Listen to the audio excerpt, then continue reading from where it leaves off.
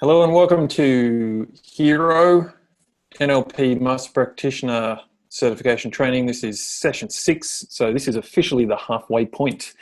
In this session today, we're going to be looking at reviewing what we've covered in the first 5 weeks, refocus and recommit to getting the most out of this that you possibly can. All right. You'll find on page 48 in your training manual that we have 4 questions written down. This is ultimately the core of what it is that we are covering today. And we're going to be answering these questions in the order, as you see on the page here, 2, 3, 4, and then number 1. We'll come back and we'll do the review of everything that's been covered after we cover this first part here. Okay, so what I would like at this point in time is this is going to be very useful for me and also for you and everyone else in the program to be sharing here, is for this to be a mini discussion on the questions that we have.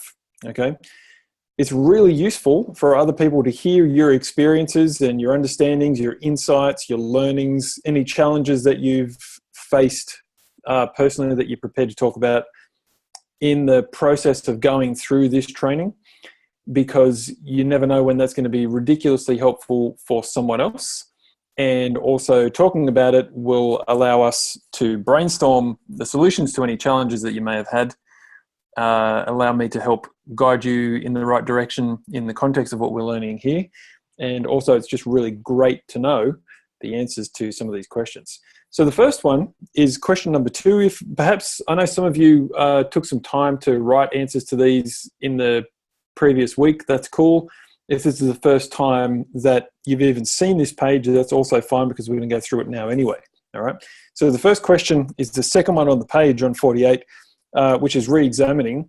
And this is really re-examining yourself and how you fit, or how you're fitting what you've learned here into your life and opening up and expanding opportunities. So the question is, how have your preconceived notions of what's possible for you and your life been challenged so far throughout going through this program? Okay, so far in Hero. I'd love to hear from a few people on each of these. If you have something that you'd like to share, I'd love it. You can feel free to just go ahead and unmute yourself and start talking. That's cool. Typically only one person does that at a time. And I'll throw it over to you. How have your preconceived notions of what's possible for you in your life been challenged so far?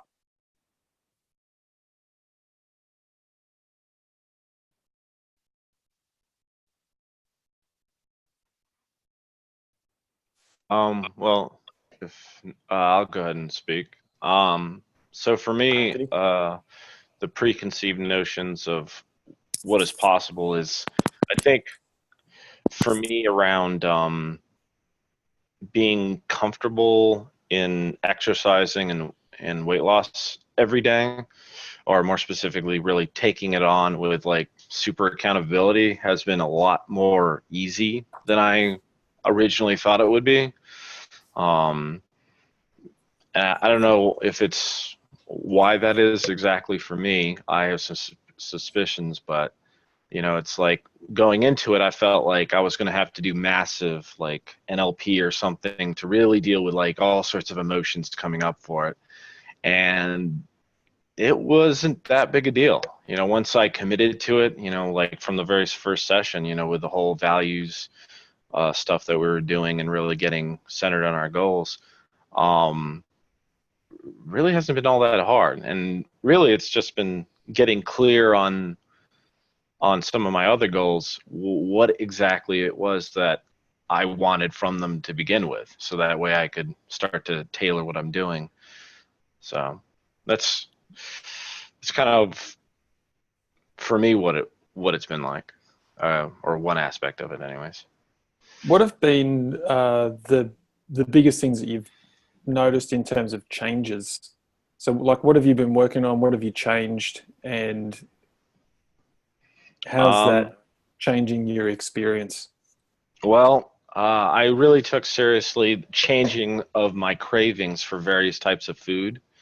And by doing, certain processes that we've gone over, I've been able to really mitigate my hunger levels for things, or more specifically my craving, because it's not even really hunger, So like, for example, just last week when we were doing the breaking the anchor thing on club sandwiches, for whatever reason, for a while now, I've just been having this super craving for club sandwiches since I've been on keto. Maybe it's the bread or whatnot. And then I did that overlay with mushrooms, and which I just don't like. And lo and behold, now I don't even think about club sandwiches until I just brought it up. And similarly, I did it again for like s'more ice cream. For whatever reason, that became a thing last week. And then I did the process again with Josh, and that just went away. And more interestingly is when we were doing the overlay on, for me, like I've always hated kind of like doing exercise in a general sense. And it's interesting when I use some of the techniques to really change that experience, like either like overlaying it with the pictures or with the timeline thing. It really transformed it to where, like, most of the time now I just don't mind it, and I've actually been little by little enjoying it. So it's been interesting. While I've got you there, which techniques have you found you've kind of gravitated towards, or have been your favorites, or been like the most effective for you? I would say,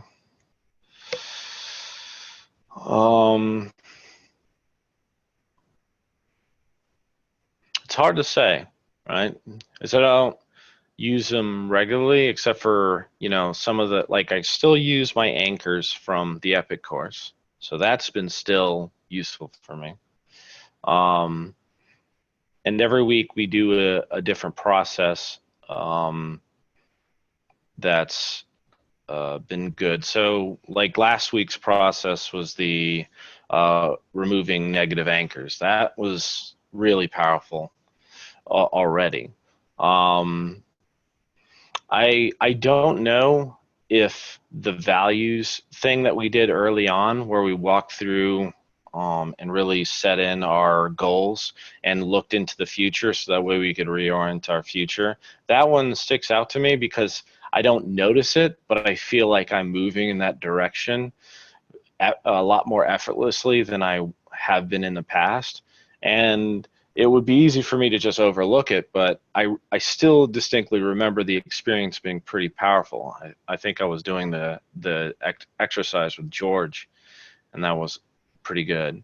As far as things I use just regularly, like the stuff with I-Access NQs that we learned in Epic was good.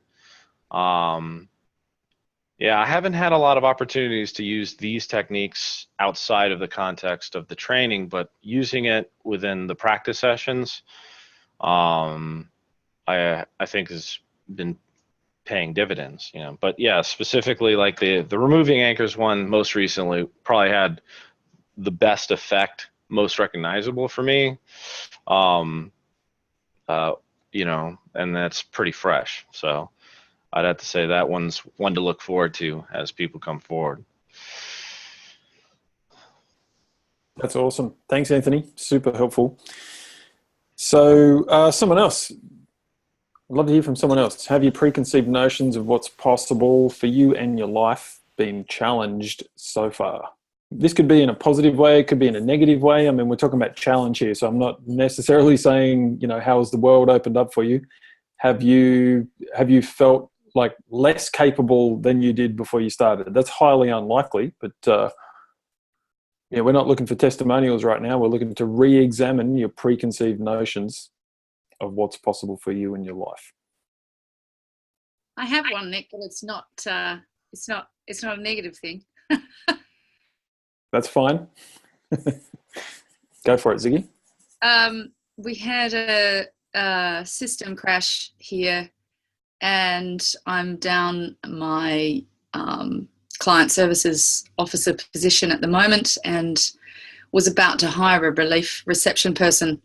So I was the only person left to input and fix every single account and get our get the entire database up and all entered and running and check every single account and know where everything is at. And I have noticed that I was able to do it, which is pretty phenomenal considering where I was with numbers before this and how jumbled they would be when I would look at them. So yeah, I did that. I actually know where every account is at, every single person, every fluff up that may have happened, everybody that's late, and have been really super vigilant on training the staff in input of data and things within the account side of things, which amongst other things, I've lost address size and I'm getting up between 5 and 6 a.m. It's all a little bit odd. It's all a little bit strange, but I'm good with it. So what I'm hearing is you're getting up earlier consistently. You've dropped address size and you're not stressing out when bad things happen in your business. You're just kind of handling it. So how's that different to what it was like before you started this training?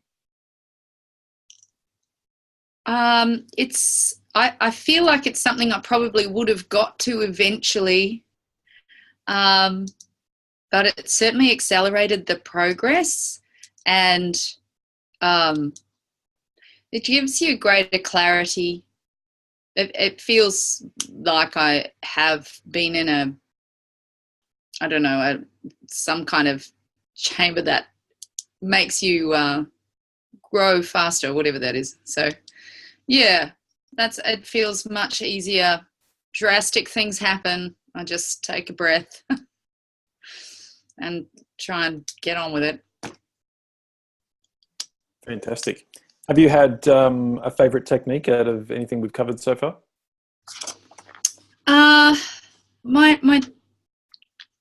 I was quite surprised at how much I had retained from Epic. Really surprised. Actually, I was totally amazed because I struggled so much through the first bit of Epic. I just thought, what am I doing here? What am I doing here? So even I find stuff sticks more when we do it, and the division of breaking things up and focusing on different areas and knowing to leave the other stuff alone, that in itself was helpful. And some of these techniques I'd already done on the website, just with stuff that came up for me in Epic. So doing them again has been very helpful. And I think that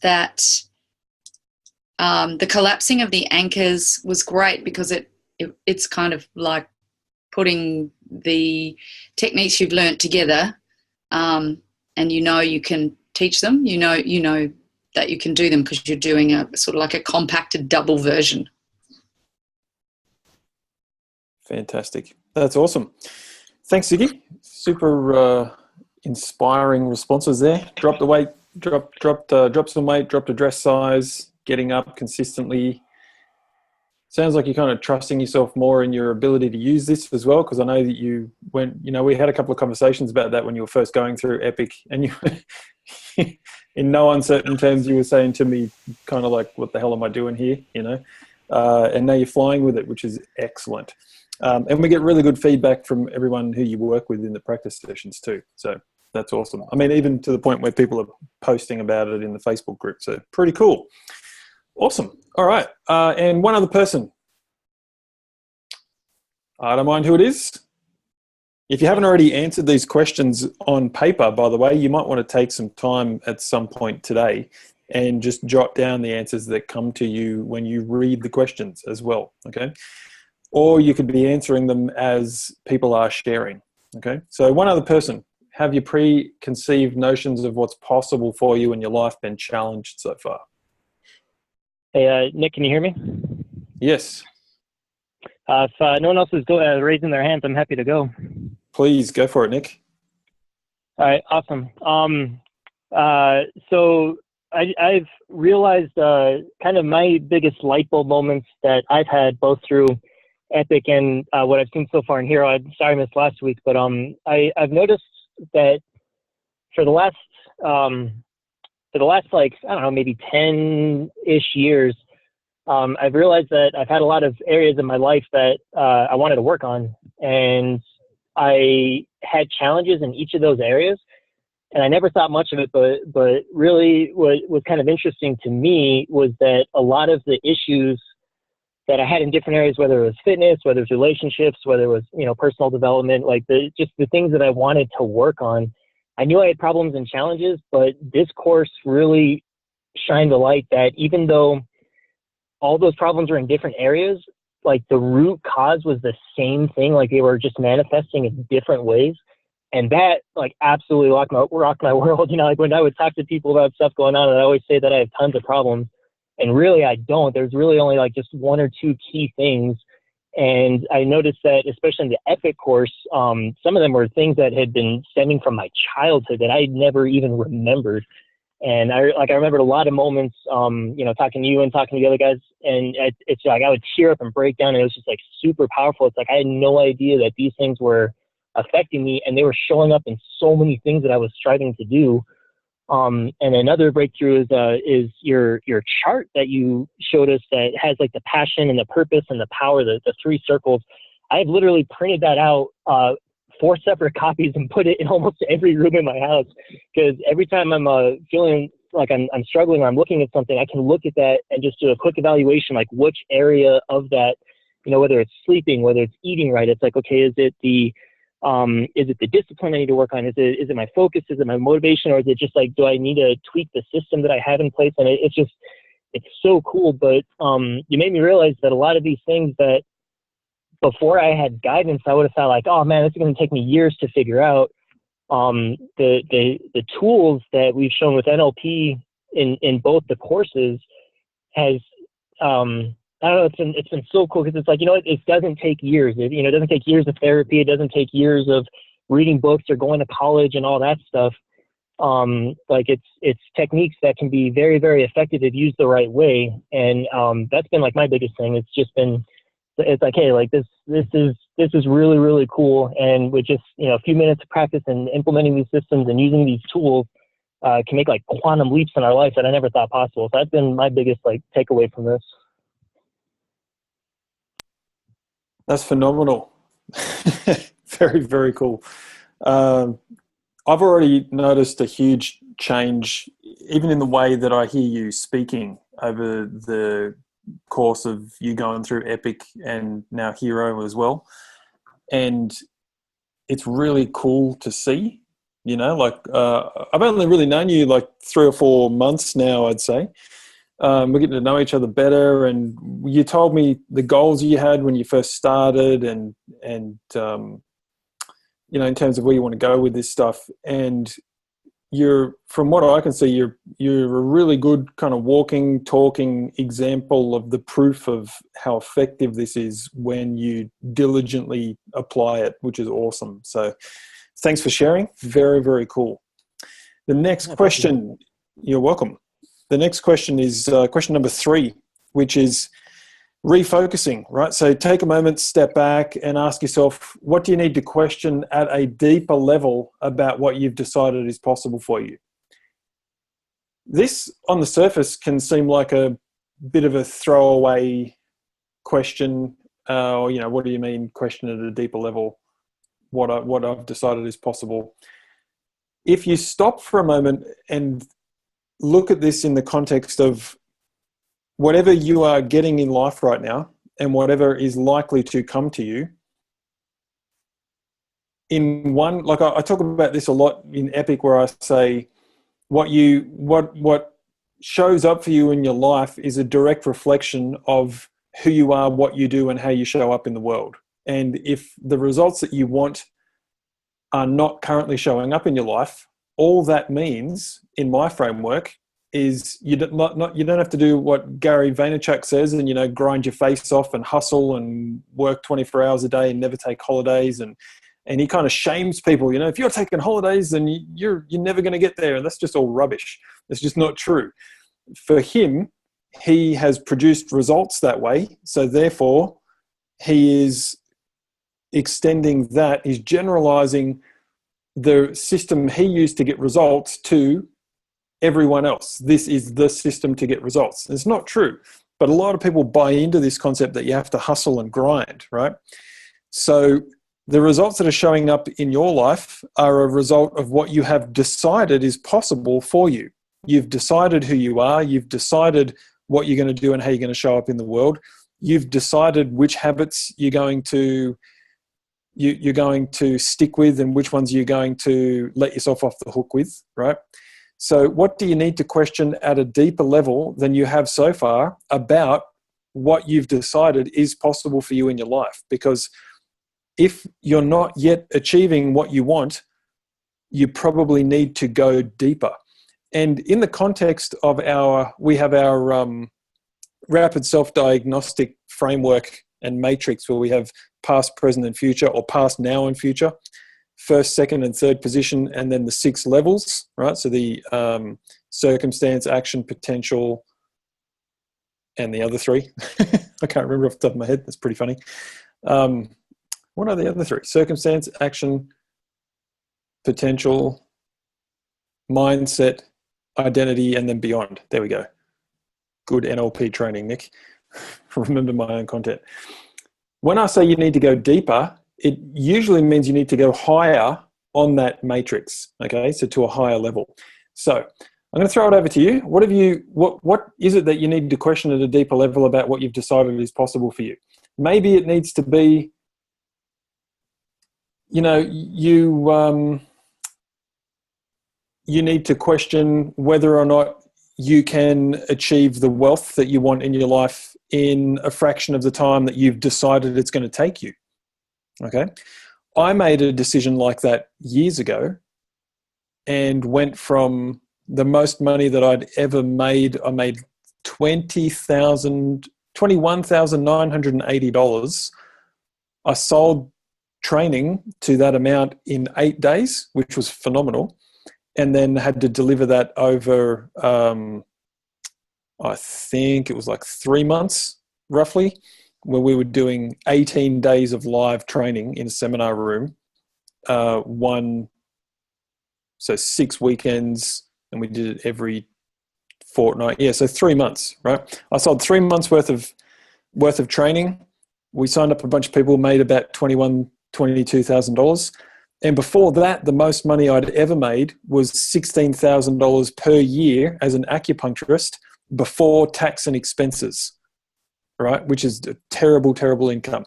So I was being an acupuncturist. I questioned at a deeper level what's possible for me, and I started teaching NLP.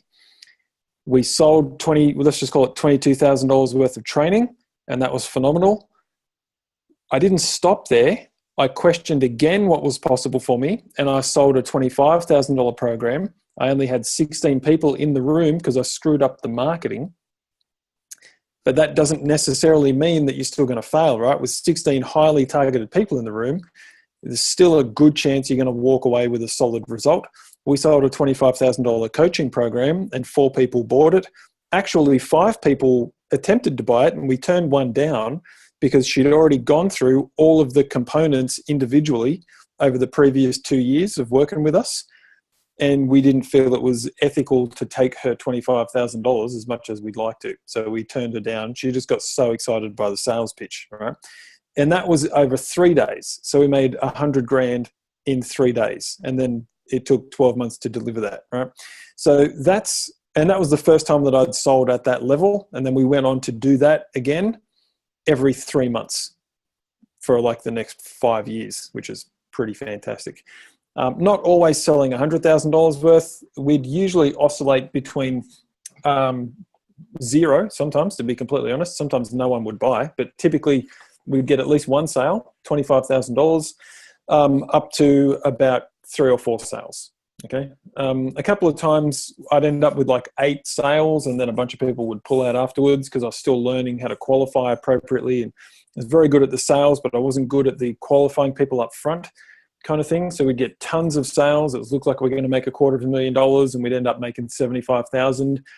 And then just like with paper gains in cryptocurrency or something, you feel terrible. You go, oh, I just lost, $125,000, when the reality is it actually made 75,000. And for most people, what I just did in a weekend is what they do over the course of a year. All right. So you've got to kind of keep perspective.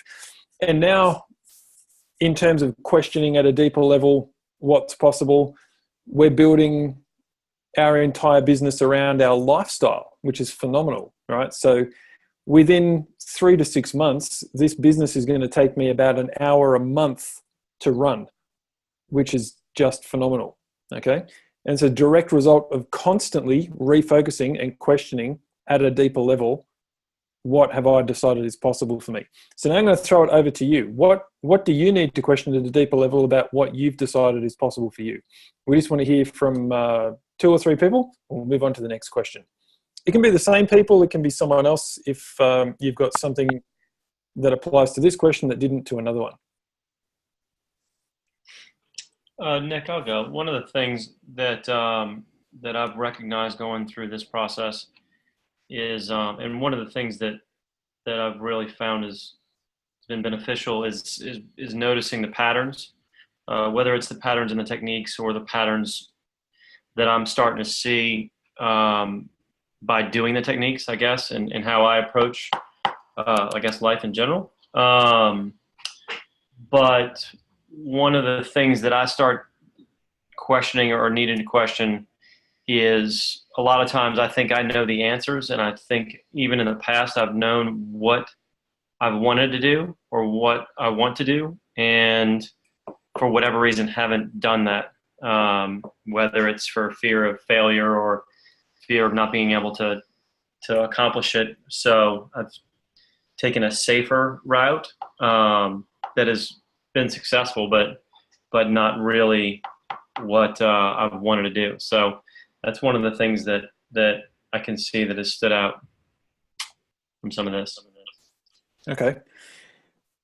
And you don't have to do this now, but if you're happy to just kind of play with me, like what new decision would allow you to move beyond that?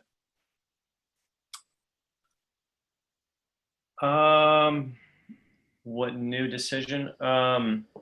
I guess one of the things that I'm trying to do is notice those faulty programs, so to speak, and go in and try to correct them with some of these exercises. And they seem to, be trickling out as I go, if that makes sense. Yeah, it does. So you're identifying the faulty programs. That all makes sense. I'm trying to think how to word the question. What do you need to decide about what's possible for you to make it significantly easier to get what you want out of life?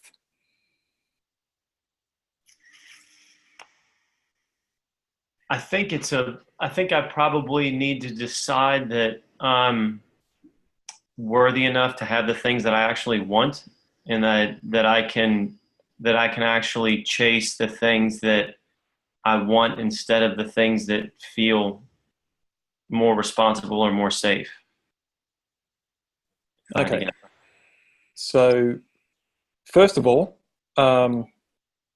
thanks for being honest about that, because that can be like, you're just very, I know you trust everyone in the group, but that's a vulnerable thing to share, right? Like maybe I could feel more worthy of actually having what I want instead of sticking to the safe path.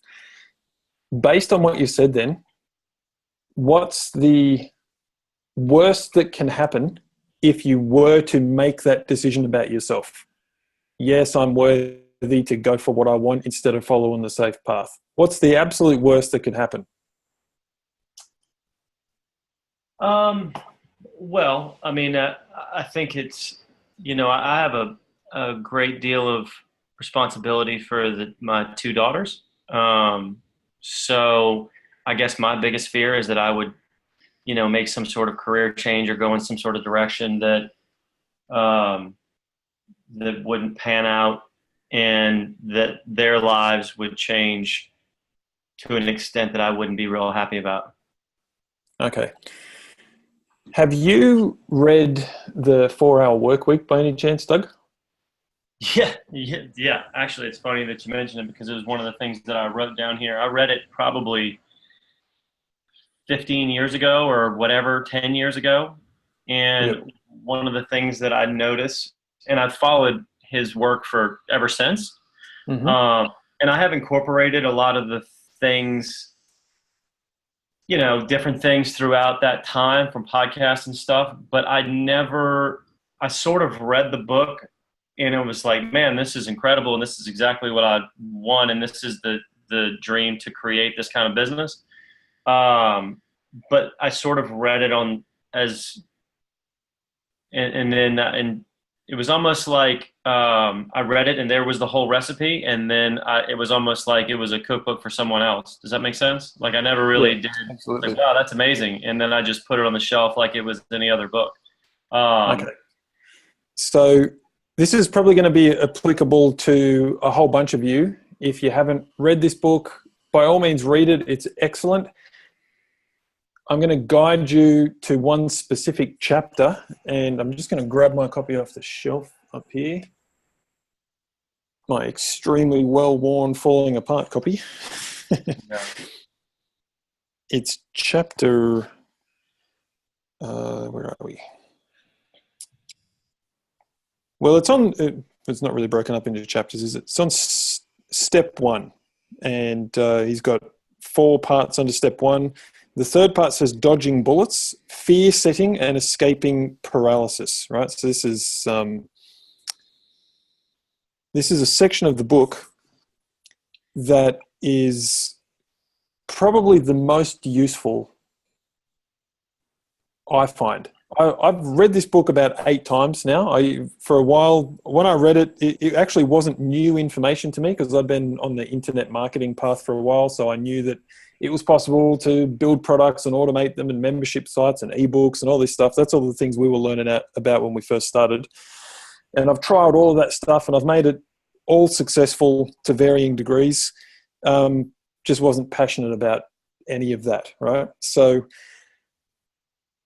I also had the audiobook version, and I used to listen to it on repeat whilst jogging every morning for an hour, and I listened to it a bunch of times. So I've really spent a lot of time with this book. And if I was told you can only take one section of this book and you have to throw the rest of it out, it'd be the section on fear setting, because you can actually find this entire chapter on Tim's blog as well. If you go to his blog and you just type in fear setting, in the search bar, he's got that entire chapter. I think there might be some worksheets or something, or at the very least there's questions that if you take half an hour and answer those questions for yourself, it blows a lot of these concerns out of the water. At least it did for me, okay? Because before you joined this program, talking specifically to Doug now, we had a conversation, we had a one-on-one call, and you and I were kind of laughing because we found so many similarities between our lives, right? Yeah. And this is why I think that this section of this book will be so useful for you, because I also have 2 kids, and at one point I had to decide between the safe path and going out on my own in business, and it hasn't always been it's simple but not easy. Like, it's a simple decision in Australia or the US to start a business, and it's a simple process. It's not necessarily easy to make it successful. We are lucky in that I talk to Alex about this sometimes. If you want to start a business in France, you have to have like $250,000 in cash in the bank and all of these other criteria before they'll even let you start your own business. It's ridiculous. And the idea behind that is they're trying to minimize the likelihood that people will fail. Whereas in our culture, failure is almost a rite of passage and an accepted potential for going into business, and we learn from failure, and we're resilient, and all those kind of things, right? So in the fear setting chapter, it's going to help you define the nightmare scenario. What's the worst that could happen? Identify the likelihood that that's actually going to happen, and then create a backup plan for if you know, in the 5% likelihood that that absolute worst case scenario were to happen, how could you rapidly get back on track so to significantly minimize the long-term damage of that not working? And once that is in place, the fear dissolves, and it's significantly easier knowing that that's handled and you've got a solid plan in place to actually go for what you want. Okay. So, and this is one of the reasons that we like to pause on session 6 and re-examine and refocus and do these kind of things that we're doing here, is you are becoming capable. But that's not even true. That's great for. I was going to say you're becoming capable of more than you were before. That's not true. You're all infinitely capable of pulling off whatever you want, because as humans, we're all essentially as capable as each other. It's how that translates into action, right? So if I were marketing right now, I'd say you're capable of so much more than you knew was possible.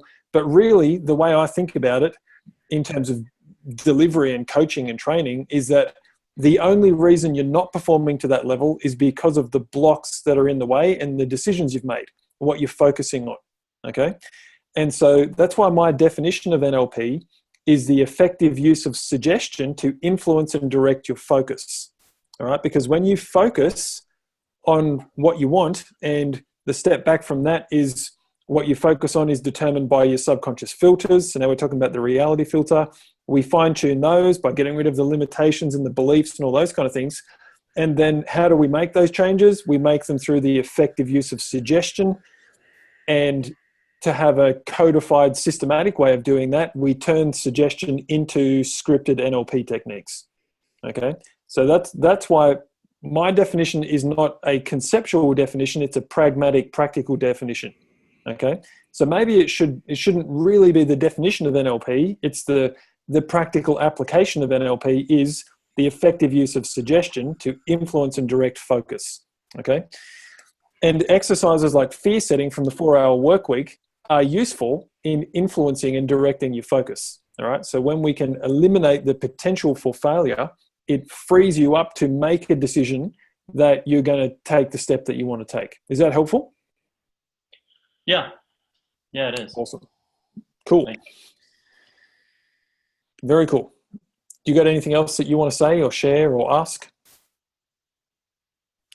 No, because I could potentially hijack this whole this whole segment.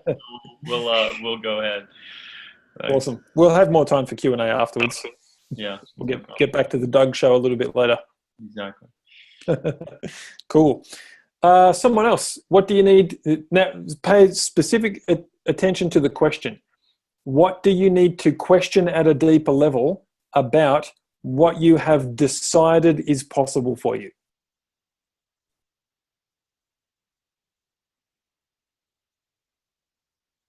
Over to you guys. Nick, I'll take another crack at it. I don't mind. Sorry. I heard Nick and I heard George. Let's go George first, if that's cool, Nick. Yeah, Thank you. I was going to prefer someone else first, but anyway. I know, that's why I picked you. I heard you being all polite. But George needs to come on. Go for it.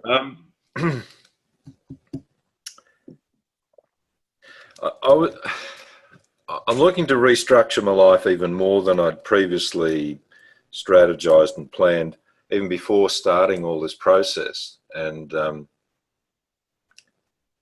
for that, I guess I'm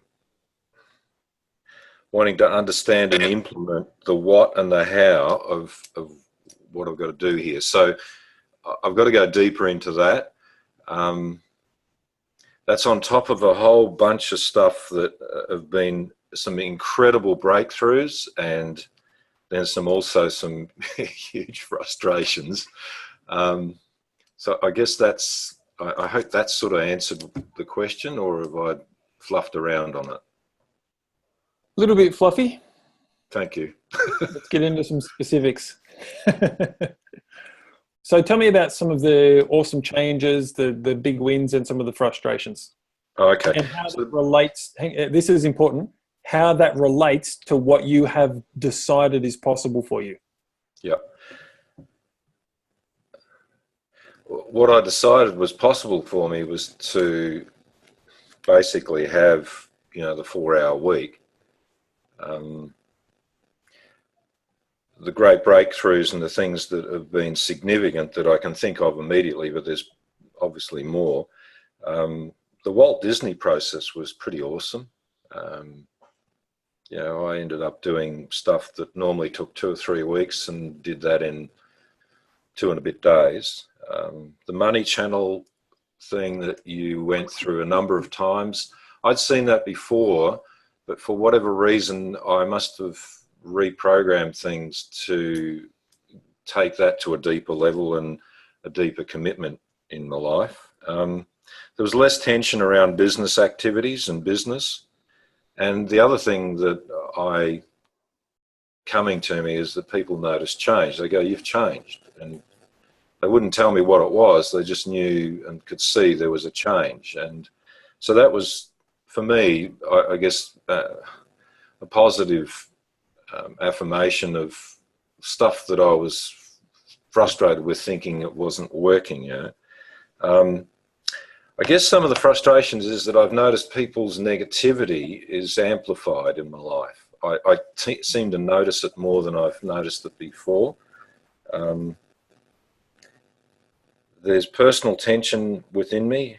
I seem to have a roller coaster of emotions sometimes, and I notice it's always shortly after I've implemented something that's a significant change.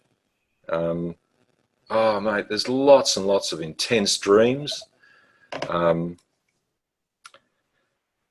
I guess I feel like I'm not able to devote more time to this than I want to, yet I constantly get confirmation that things have happened even though I don't need to spend more time, And I guess the last frustration is that I still am experiencing some financial blockages, which has been a key thing along the way as well. So, all right.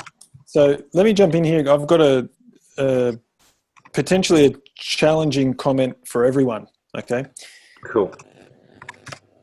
If you're not sure what you have decided is possible for you, look at the results that are showing up in your life now, and that is the answer.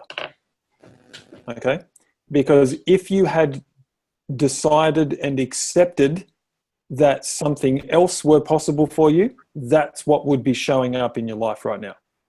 So if you're in a position of struggle, you've decided and accepted, this is what's possible for me.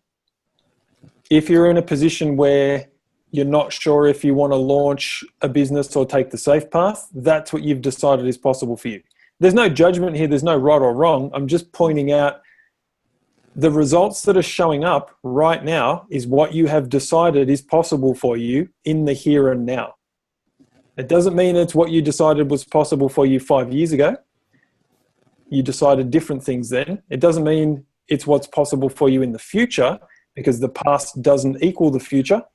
It means that's what you have decided is possible for you right now. So when I say, what do you need to question at a deeper level about what you've decided is possible for you right now? Well, it doesn't even say right now, just what you've decided is possible for you.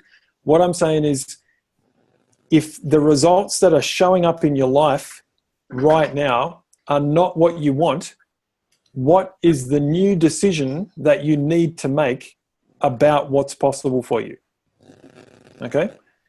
When you make that decision, and we've been on this journey for a while now, for everyone. If you've done Epic and now you're doing Hero, we're coming at this from different angles. In Hero, I said, which version of you do you need to be in order for the reality that you want to just naturally flow to you as a side effect of who you are, what you do, and how you show up in the world? I also explained in that program that the results that you are getting in your life right now are a direct result and reflection of who you are, what you do, and how you show up in the world. Okay? This makes so much logical sense, even though it's a bit of a strange concept. Okay? If it were possible for the you that you are now to get different results, you would be. So in order to get the level of results that you want to get in your life, you need to become, you essentially need to evolve into the next version of yourself, which usually involves more letting go than it does becoming more. I think of it as a bit of a, there's this awesome story about like the statue of David that Michelangelo carved. I might have mentioned this. I think I mentioned it privately to a few people in breakout rooms. I don't know if I've told this in the overall training. There's a great story about, and I'll just do the abridged version.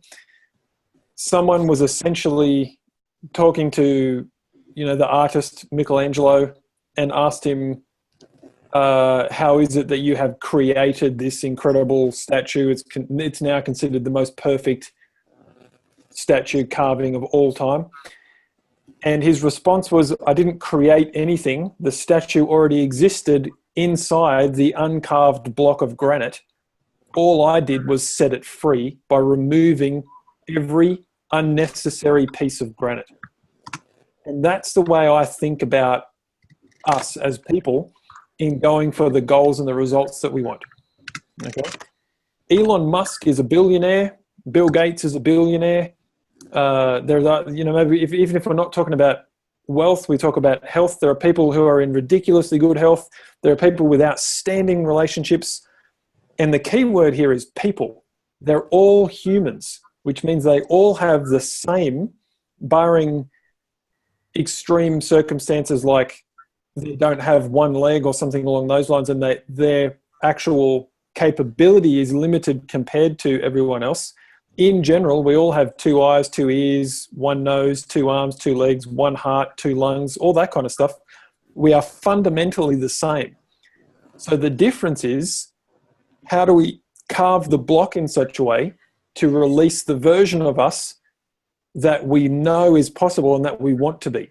And I think of it like, if you are not the vision that you have in your mind of how you want your life to be and the person you want to be, if you're not currently that person, it simply means you're carrying around some excess granite, and you need, instead of putting more and more and more on top all the time, you need to chip away at the unessential. Okay? There's also like a Zen metaphor that they call the uncarved block. It's the same kind of concept. And then someone took that and used Michelangelo because it's something that's fairly universally understood that this is considered the most perfect carving statue of all time, right? So in the context of what we're talking about here, the results you're getting in your life is what you have decided is possible for you. You need to decide that what you want is possible. Use that as fuel to bring up all of the stuff that's in the way, or in the metaphor of the statue, it will help you identify the unnecessary bits of rock that you're carrying around, and then use your ever-expanding NLP toolkit and anything else that you learn. Like, this is not a one true God scenario here where this is the only stuff that works. It's just a useful set of tools that are very cross-contextually applicable. I still use other stuff. I use acupuncture. I use straight up hypnosis. Sometimes I'll use EFT, the tapping, emotional freedom technique, kinesiology, Bowen therapy, massage therapy, herbal medicine. Like, I use a range of stuff. I'm trained in all of this, but I teach NLP. Okay. So what do you need to use as the chisel to carve off that specific piece of rock to release the version of you that is in alignment with what you want? Okay. Useful kind of thought process. What comes up for you when I say all that, George?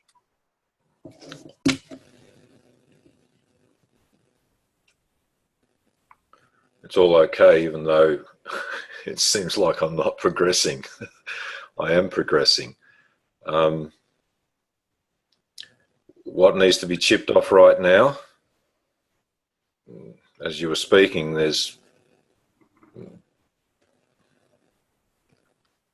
my client base. I just need to dispense with the people I'm dealing with and start again. And when you know that, then you can do something about it. One of the Yeah. presuppositions of NLP is when people know better, they can do better. Yep. Yeah. Awesome. So keep thinking about it. This will keep bubbling away. This is a really useful mental reframe. When all the shit is hitting the fan, right, we can look at it as, I'm never going to be successful. I'm never going to get there. All this crap is in the way. Or we can look at it as like, now I know what the unnecessary bits of granite are. What's the right tool to chip them off? Because unless you know what's in the way, you can never overcome it. Yeah, it's pretty much impossible to resolve an issue when you don't know what that issue is. And the quickest way to identify the issues is to go back to our pendulum metaphor for Epic. You set yourself a 10 out of 10 goal. When you let that pendulum go, it's going to swing to 10 out of 10 on the opposite side. Okay. And this is something that I don't really talk about in Epic because that's enough of a concept to get your head around. That when the pendulum swings to 10 on the other side, it doesn't stop, does it? Unless you catch it, it swings back again and you go, yes, I'm really motivated by this goal. And then it swings back to the other side and another challenge comes and perhaps now it's at 9.5 and then 9.5 and it just kind of keeps swinging until you balance in the middle somewhere where you can go for what you want without any resistance. Okay? And that's the point at which you've chipped off all of the crap that's kind of in the way. And that will probably never actually happen in reality. Because as long as we're humans in this relative reality, there's always going to be something come up and get in the way. And if it's not in your own life, then someone's going to fly a plane into a building somewhere and completely change the geopolitical landscape. Yeah. There's things outside of our control that we then have to adapt and deal with.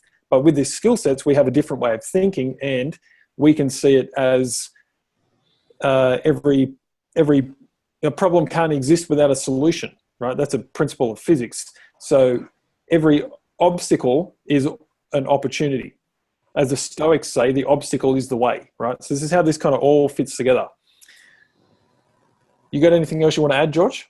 No, mate. Other than what I said before, the question, why am I doing this? Well, it's all okay. We're progressing, even though it doesn't seem like that some days, The other way to look at it is, why am I doing this? It's because this is what you've decided is possible for you right now.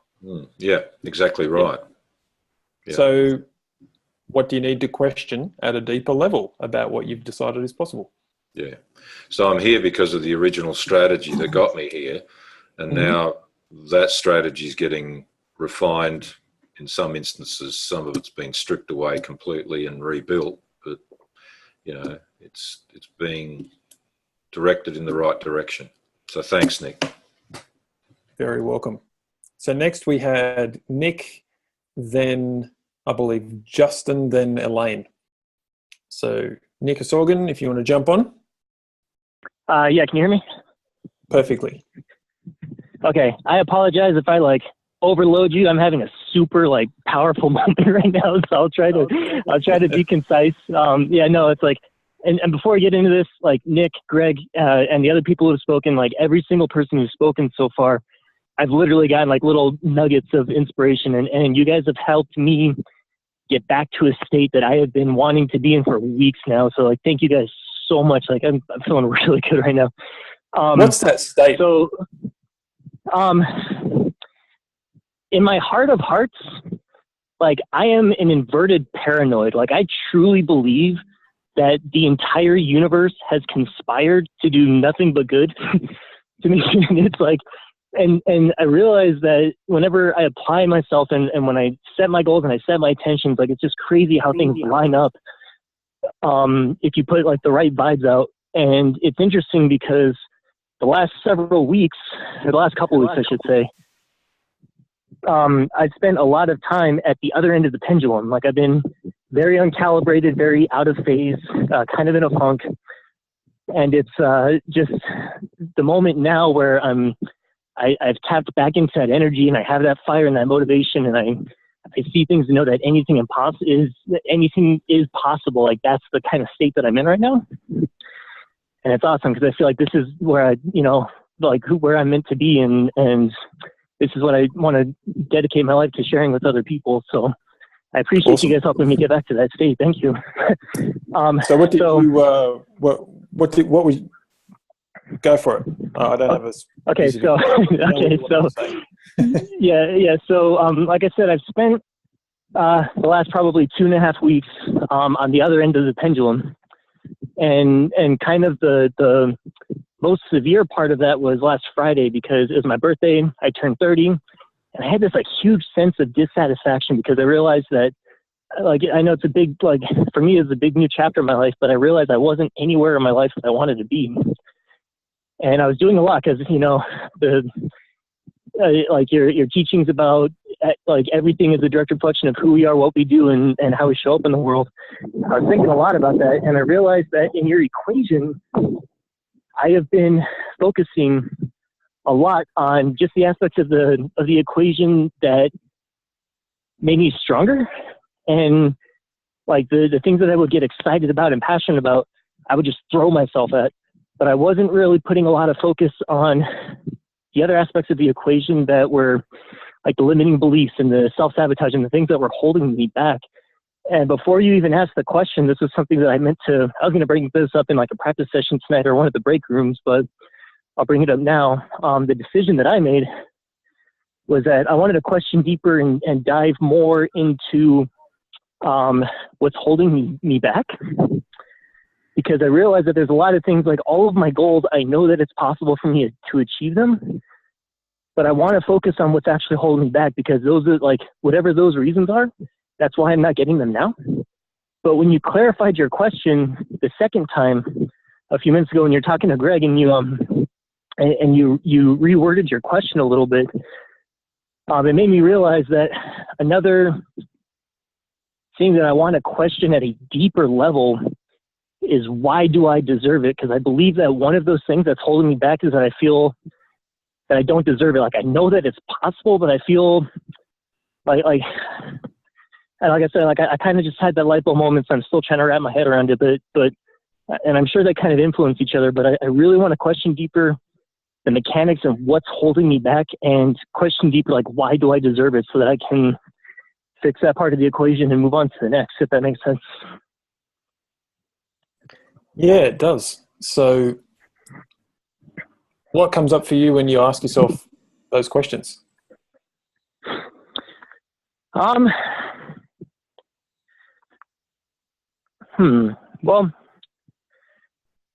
I think it's because a lot of my life I've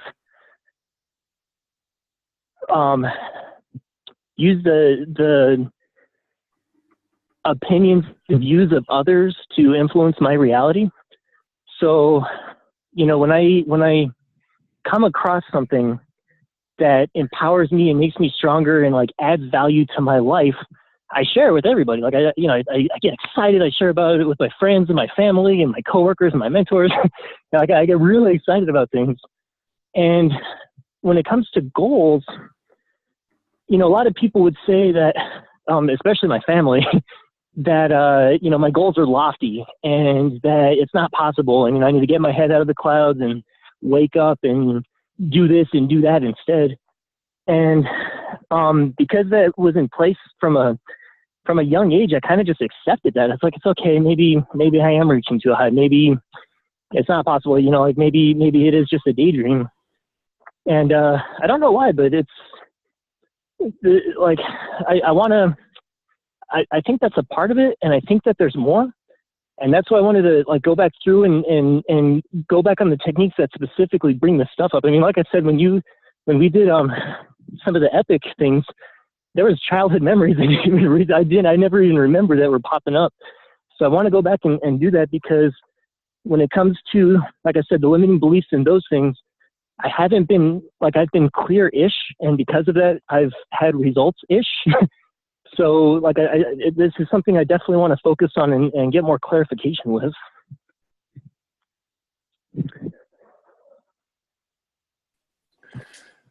Okay.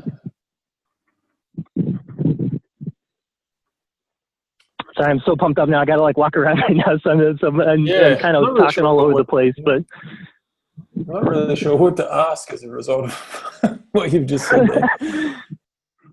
Do you have any specific questions for me?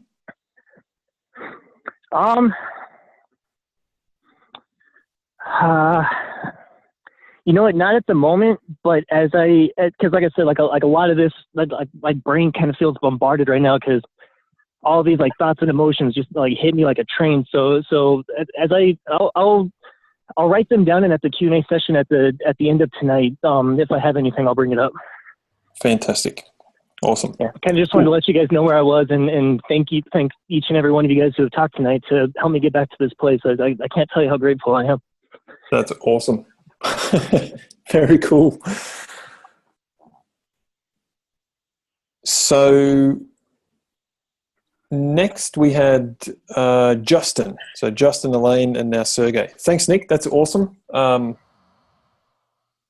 Yeah, I'm not exactly sure where to go with that right now. So think about some questions, because I want to be really helpful for you. It's awesome that you're back in that place and want to capitalize on that as much as possible. So if you can figure out what you need to ask to be able to keep moving forwards, get to the next level, whatever it happens to be, capitalize on that state that you're back into now.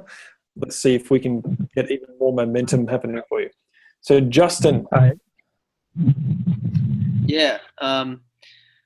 So yeah, I've been thinking about this question, and I feel like for me, I feel like I decided kind of almost unconsciously without my consent, which sounds weird, but I've kind of decided, I guess, that like I'm unsure if NLP can work for me, like the techniques and the visualization stuff that we do. When I do them, I have like this internal critic voice in my head that is constantly judging the experience and questioning it.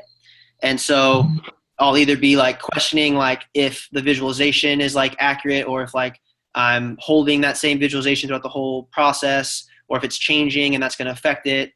And kind of like even just questioning like, is this even going to work? Like visualizing this thing and then having an actual change in like my thought process and stuff as a result of that. And I keep trying to override that feeling and those thoughts, throughout the last 6 weeks, and even, through Epic. And I would like to question that at a deeper level and try to figure out like what's holding me back from being able to do that without that internal critic, kind of coming up and trying to sabotage me. That's an awesome question to ask yourself and to really spend a bit of time thinking about, right? So the first question would be, how did you word it? Basically kind of like, what's holding me back? What have I decided that's holding me back from actually being able to implement these techniques and have them work, right? That's kind of rewording what you said, but how exactly did you word it? Because it's very clear. I guess that like I think it's like happening unconsciously. Like I'm consciously trying to override it and tell myself like this works. All these people that I respect and believe in say it works and have had it results. I want to do that too. Yet there's like this unconscious like internal critic that just continues to like judge the experiences and question the efficacy of the techniques. And I feel like I'm struggling to override it from a conscious level, I guess. I feel like that's not really rewording what I said earlier, but. No, that's okay. It's rewording a part of what you said earlier, which is that you decided unconsciously without my consent, which is a really interesting statement. And you're not the first person I've heard this from, okay?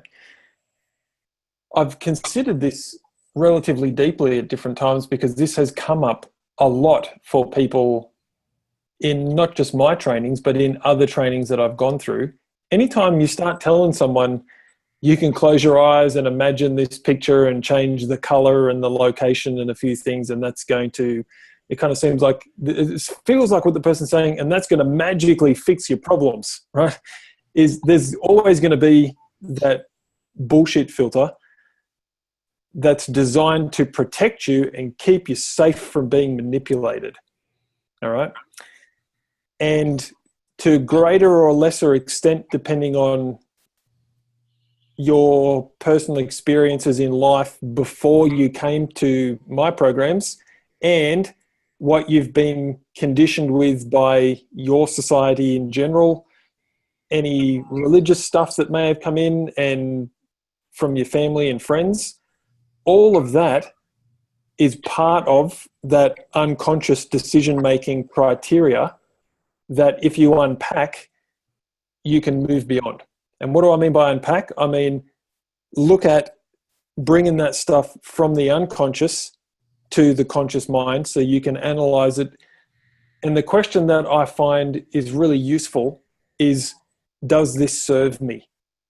Right? Like, is this actually useful to me in my life to hold on to this belief or this decision or this way of being, even if it's something, or it's the way it's always been done in my family, or even it's the way I've always done it. It's like, is this serving me in getting what I want out of life, or is it holding me back?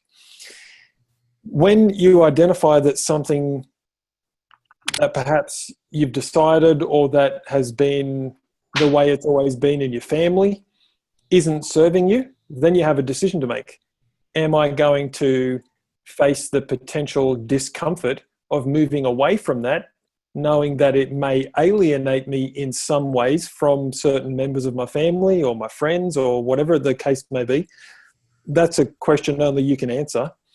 And that may not even be the right avenue that I'm going down here, right? Like that's something that's very common that I see when these kind of things come up. Like, I want to believe this, I see these other people getting awesome results, but I can't, for want of a better word, like I can't seem to really pull it off, right? Or fully believe that it's going to work for me. So unpacking the unconscious decisions is going to be very useful for you. And the simple way to do it, because that still is quite a vague thing to say, like, well, okay, then how do I actually do that, Nick, right? What you do is you sit down with a piece of paper and you just, at the top of the page, you write, I have decided, ... or about NLP and its ability to work for me. I have decided, ... And then set yourself a timer, like 5 minutes or 10 minutes, and just freehand write whatever it is that comes out of your head.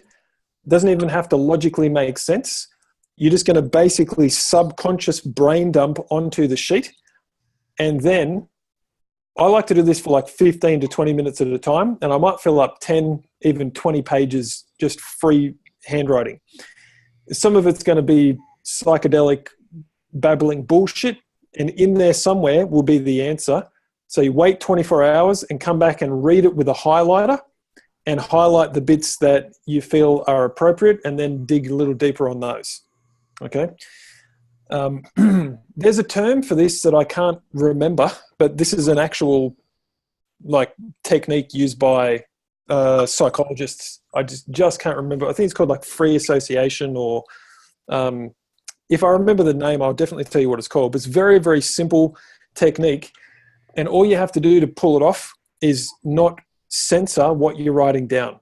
Don't at any point don't go, oh, this is, if you're thinking this is stupid, this isn't going to work, then write down what's coming out of your head. This is stupid, this isn't going to work, I haven't decided anything, blah, blah, blah. Just keep writing for the time limit, and maybe you need to do it a couple of times, okay? What will happen if you need to do it more than once is you'll be training your unconscious mind to essentially just kind of, for want of a better word, just vomit forth its contents, okay? It never comes out in a clear, logical progression, because that's the conscious mind's job. That's the conscious mind's job.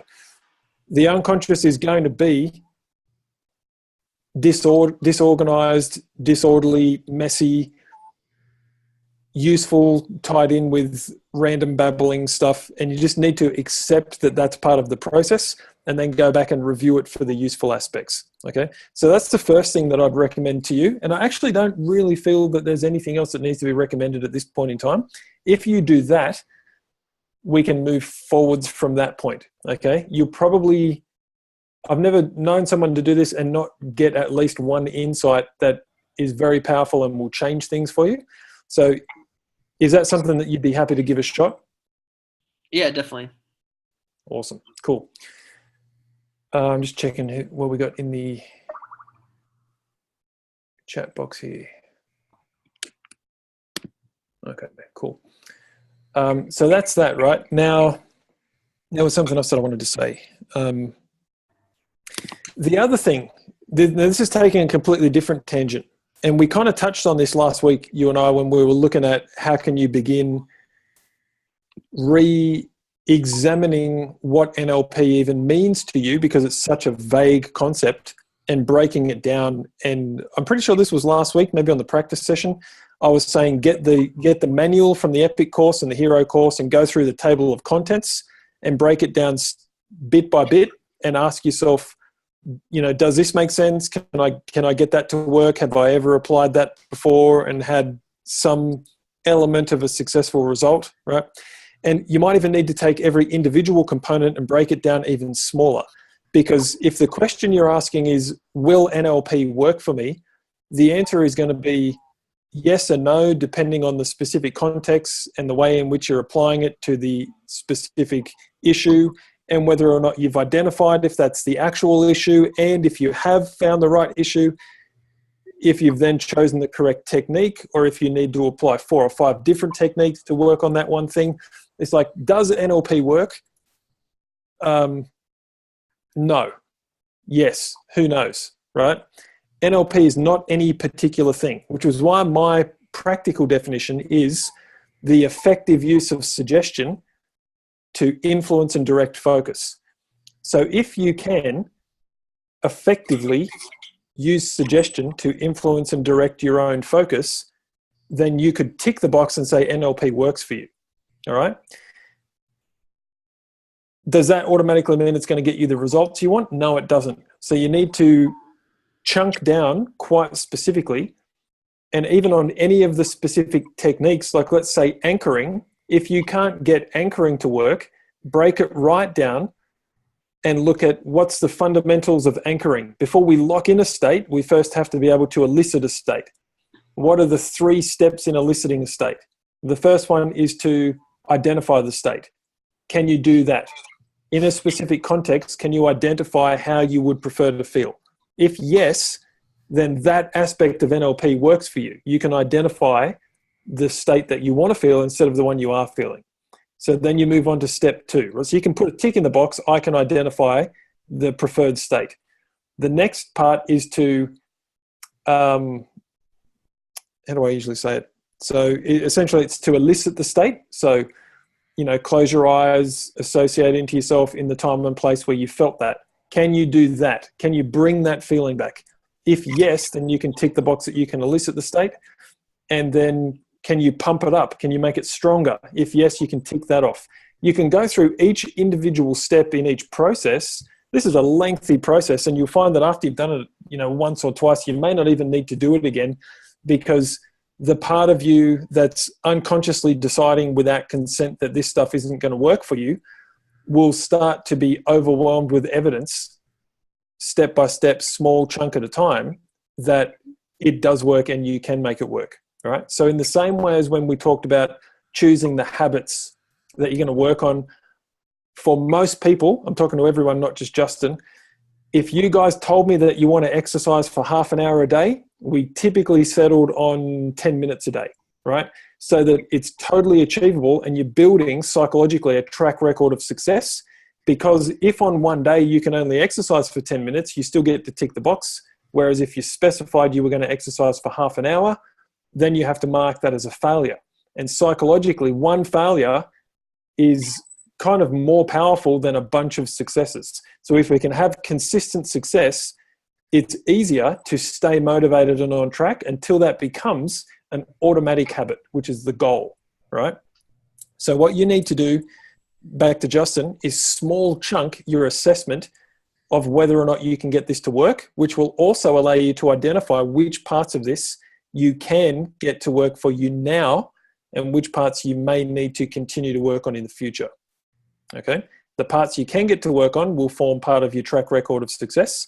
The parts you can't either don't work, will never work, or need to be revisited in the future. Does that all make sense? Yeah, but so I mean, what happens if you're marking all the boxes as that they don't work for you then? You 'Cause I probably feel- need to find a different approach. Okay. Maybe NLP is not the thing for you in that context. I'd be very surprised if that happens, but if it does, which is, I mean, it's highly unlikely that it's going to, there's so much in NLP that you'd definitely be able to make certain aspects of it work for you 100%, almost all of the time. And then there are other things that maybe just aren't going to be as effective for you. Yeah.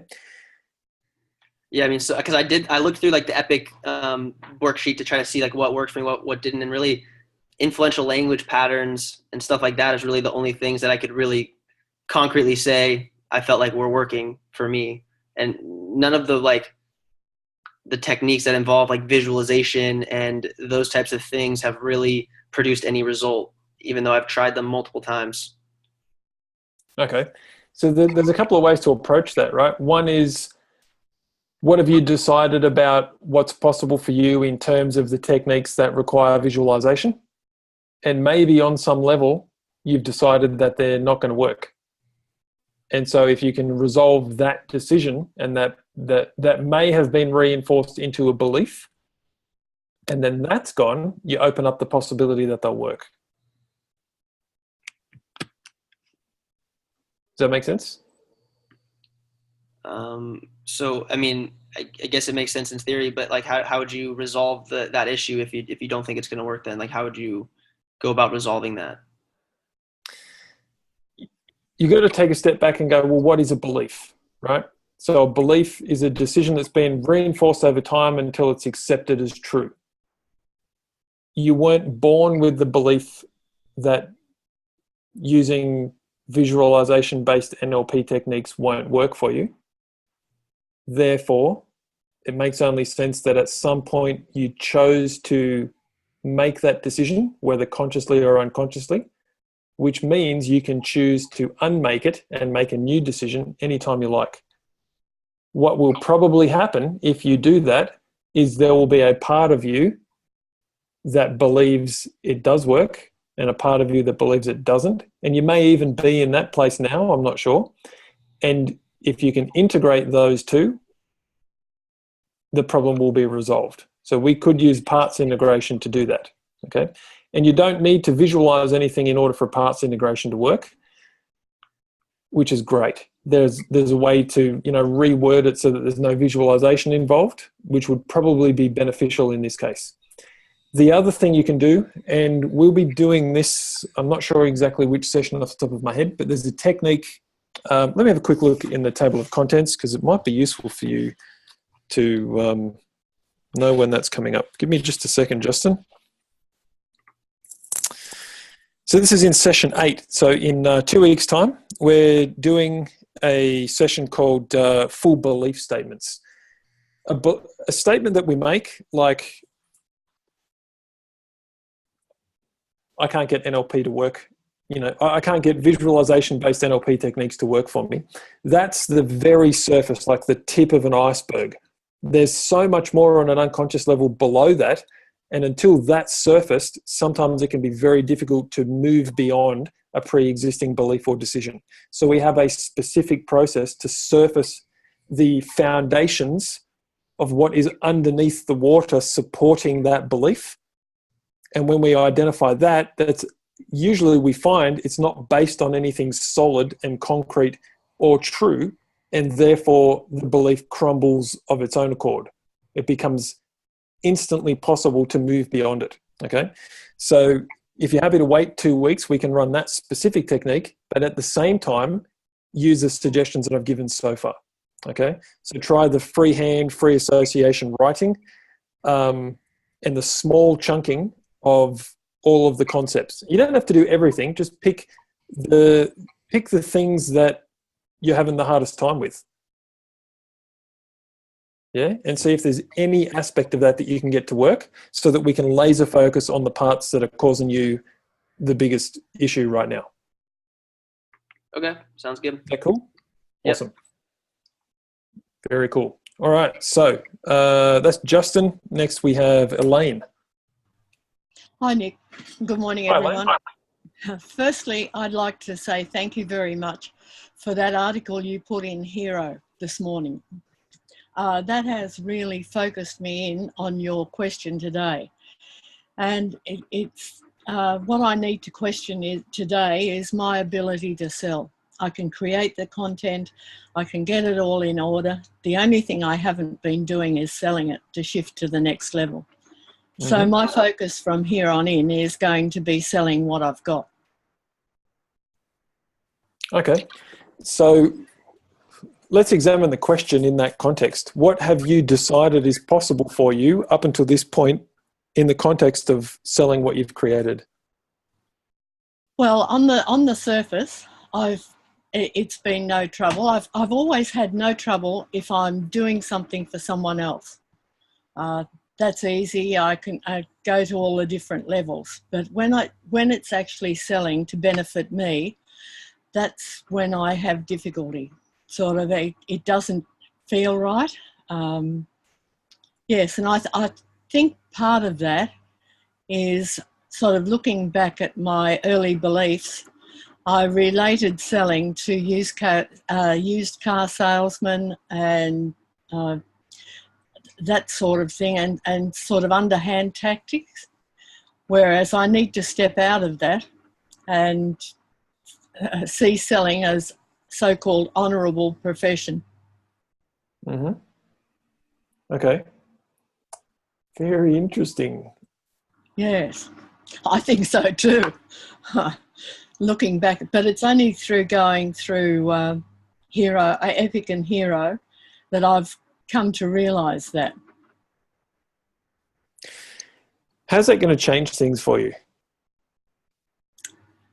Well, I can use the techniques to go back and change the beliefs. Oh no, what I mean is once you've made that change and you no longer feel that way about selling, the sky's unlimited. The sky is truly unlimited because I know I've done the work, and it's pardon me, and this is my Muhammad Ali belief. I know it's above the normal, and I know what I can do is up there with the best of them. Fantastic. So what's the first thing you're going to do in order to support yourself in making that change? I've got to write a sales letter, a sales email. I've had it in the back of my head for a while, but it needs to come out to the front, and I need to do it. So I've got a reasonable idea of exactly what I'm going to do.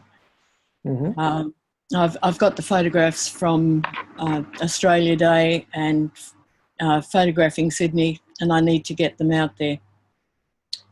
I've also got a children's colouring in book done as well, and I need to get that sorted.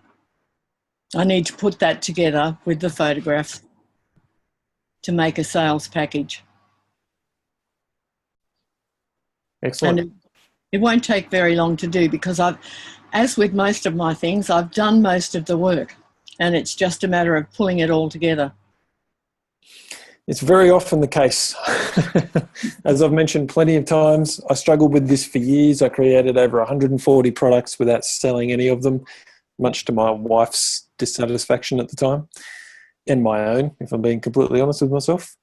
And it was when I learned how to sell and unlearned the blocks that were around that things changed. So it's excellent that you have identified this for yourself, and I'm very excited to see what you do with that new realization. Yes. Well, your article in Hero started me thinking that way for today. And then your question, I feel that the universe is working with me to give me what I need when I need it. And that's powerful. Yeah, absolutely. That's a very powerful belief to hold. Very cool. Awesome, Elaine. That's great. Get out there and make some sales. Very cool. Next up, we have Sergey. Hello. Howdy. So, like early on, I wrote down the answers to these, and when you had clarified that the last part of the what have you decided is possible for you, I kind of wrote the second half to the answer, which should have been the first. So I'll kind of read them off backwards. I had decided that it's possible for me to minimally burden others, strangers, by interacting with them. And I need to question my mindset, identity maybe, about how I relate with people by default. And kind of the second bit is I decided that my relationships and finances come at the cost of my health and quality of mental presence. And I need to question at a deeper level how well I deserve to feel on a regular basis. So that's kind of where I'm at right there. Awesome. The clarity that question brings is really powerful, because now you know exactly what it is that you need to question. You can go about actually questioning that. Yeah. And the other thing, remember that you can just straight up question it and go, why do I have this belief? What do I need to do or think or be or have differently? You can ask just general questions, or you can also apply your pre-existing NLP skills and use like chunking up and down, like, for what purpose have I made this decision? What do I get out of it? How have I decided this serves me to believe that I had been burdening people up until this point in interactions?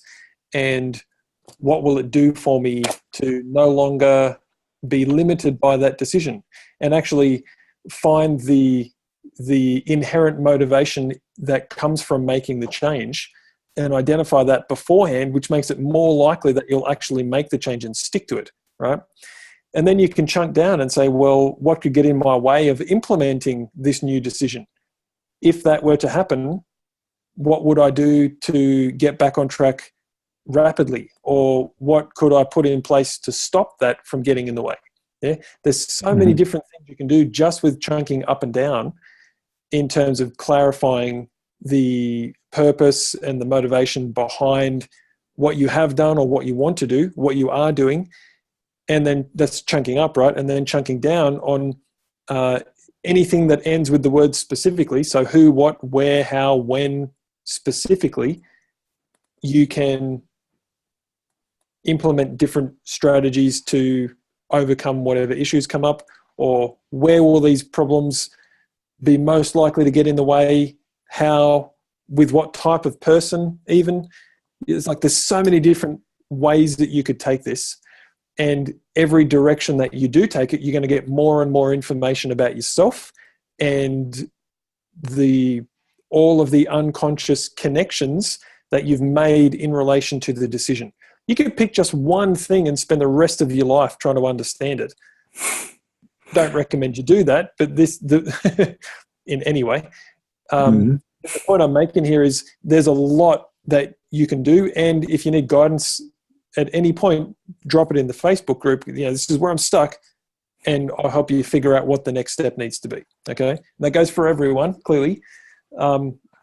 Very cool. That's very concise. Is there more that you want to add, Sergey? No, that I'm gonna look up chunking up and down, and I hadn't too much considered the question before it was posed, so just kind of writing it out helps a bunch. Thank you. Awesome. Very cool.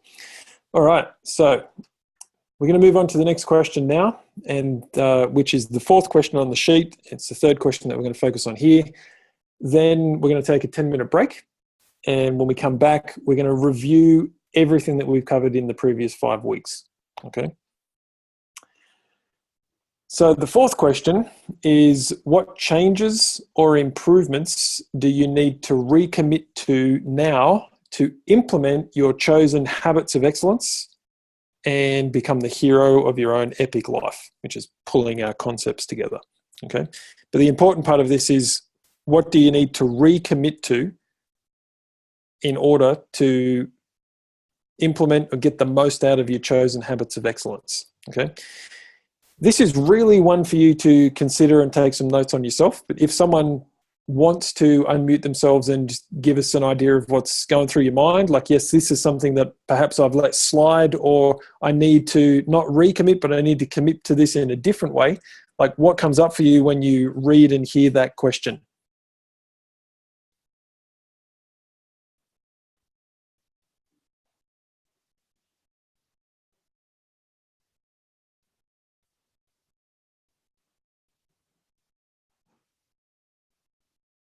I could speak if no one Go else for is. it, Anthony.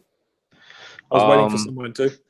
I figured if I stay quiet long enough, someone will fill the silence. Absolutely. Silence is meant to be filled. Unless if it's a retreat. Anyways, so the commitment that I have just struggled the most with, that I'm recommitting to now, is my commitment to reach out to somebody every day. I even wrote a post kind of about it, I think, on the Facebook blog, and I used the little MP3 that you gave me to kind of rethink about it. And I think when I originally did it, it was almost like going through my Rolodex and just checking off who will respond back to what I have to say. And then people just started responding back to what I texted. I was like, oh crap, I didn't think this person would have ever done it. I mean, there was a lot of people who didn't, but some of the people who did just surprised me, and I had some really deep conversations with them. And at the same time, it got me thinking that maybe that goal gets to shift a little bit to having meaningful interactions with people, instead of just trying to get their time and attention, like really, like it's not just, pinging somebody to see how they're doing or whatever, but it's going to the people I want to connect with and, really just connecting with them, and taking a couple people each week to really shoot to connect with, and everybody else just, maintaining the thread of communication. So in other words, not committing to connecting, but just doing so, but with intention. Like, so instead of like, whenever I reach out to somebody, I don't know what my intention is. I'm like throwing a fishing line. Instead, have a real intention for what that message is for. So that way I can really get clear on, if, making my communication purposeful, as opposed to just, casting that wide net, which is, I have to say, I feel like it's a little desperate, or at least if I come at it from that perspective. But if I do it with purpose, and integrity, then it's good, and it's just good for me. So here's what's awesome about that from my perspective. It brings up a concept that I heard in someone else's training years ago. I don't remember who. It's a very simple concept and it'll make a lot of sense. I'd acknowledge them if I could remember who it was. But the basic idea is it's easier to change direction when you have one. Okay? So before you made the commitment to reach out to, I'm just trying to remember the wording of yours. It was like reach out to one person every day. Yep. Right. Basically, just reconnect with somebody you haven't connected with in a while. Basically. Okay. So before you'd made that selected that as the habit, you weren't doing that. Correct. And so then you do it for 5 weeks. We're now in week 6. And so that gives you a direction. And what it then does is if we look at this from that pendulum point of view, now we don't have to say it was a 10 out of 10 goal, right? But you pull the pendulum out to one side, like I'm going to connect with people, reconnect, and then you let the pendulum go, and it swings to the other side, and you go, actually, it feels a bit unfocused and disingenuous, and I haven't had a specific intention for how I'm going to do it. And so now when the pendulum swings back, it's not swinging back to the exact same position that it was in originally. Now it's swinging back to a clarified and improved version of what you've been doing, right? And this is what I want for everyone. This is fantastic. In setting yourself a direction, you bring up all of the obstacles to achieving the destination of wherever that direction is taking you. When those obstacles come, you can decide, am I going... Anyone who has kids or has ever watched like a children's show has probably come across this song about like going on a bear hunt, right? There's this song that goes, "We're going on a bear hunt," right? And then it's like you come up against a big rock or something, and he goes, "We can't go over it, we can't go under it, we'll have to go around it," or something like that. And when an obstacle gets in the way, those are the decisions you need to make. Are we going to plow straight through this thing? Are we going to go over the top? Are we going to tunnel underneath? Are we going to try and get around it? Or are we going to forge a completely different path, right? And whichever one of those makes the most sense in the context of what you're saying here, it sounds to me like a slight course correction that's going to get you closer to the outcome that you want, even if you weren't completely clear on what that outcome was when you selected that as the habit. And that's fantastic. Yeah, I feel that to be true. And in a lot of ways, all 5 of my stick K habits are like that. I've kind of come to a crossroad on each of them and decided to make a different thing happen. Just like with working out every day, it's like at first it was really, really pulling my legs, but then I was like, I am now that I have to do it every day because I'm at that milestone level, I've just accepted it, and I accept it even more every day. For my eating, I've just taken that little bit of motivation just to meet my weight limit, and I am not kidding you when I tell you I am like 0.6 pounds as of this morning from my weight goal, even though we're only in week 5, 6, which is pretty freaking incredible for me, That's phenomenal. But to get there, I had to cross over something I'd long been resisting, which was fasting as a methodology for managing health and weight. Because I've always been like, I'm always the person who's eating. I never not eat, right? But now I've gone, 3 out of the last 4 Sundays, I have fasted completely. No, nothing but water. And it's just done me really good, And then with my work Pomodoros, I've just been getting really clear on what it means to break a task down so that way I can actually achieve something that day. And of course the calendar thing is also getting me really clear, because what's so apparent for me doing the calendar is that I meet everybody else's commitment, but the commitments to myself to improve myself are the ones I fail just so much more on. And then that's where I put a lot of my self-hypnosis effort behind. So that's just what I wanted to say. So that's fantastic. One of the things that's popped into my mind based on something you just said then is, if you look at the title of session 5 last week, you'll see that it says crossing the threshold, right? So the 12 weeks in this program, the title of each session follows one of the 12 steps in Joseph Campbell's hero's journey. And I've not gone into this in a lot of detail, but behind the scenes, I did a lot of study into that hero's journey. And if you take a step back and ask yourself, why are the techniques presented in the order and sequence that they are over those 12 weeks? It's because when I was putting the planning and the week by week, step by step process together in this program, with that hero's journey concept in mind, I put the techniques in that I felt were going to be most appropriate to that specific step in the process. So it's no surprise to me that 5 weeks in, you have now crossed the threshold in your mind, and the diet stuff is becoming easier and easier. You are 0.6 pounds away from achieving a goal that you set for 3 months' time. You're like, you're an apple, the weight of an apple away from achieving that in just 5 to 6 weeks. Like, this is fantastic, and I'm proud of you and I'm excited for you. What I'm not is surprised. Okay. And other people in here are having their own version of this, right? Maybe for you, crossing the threshold meant you've reached a point where you've finally decided, I need to get my shit handled. Yeah. Like I need to actually commit to this and make it happen, or some other version of that.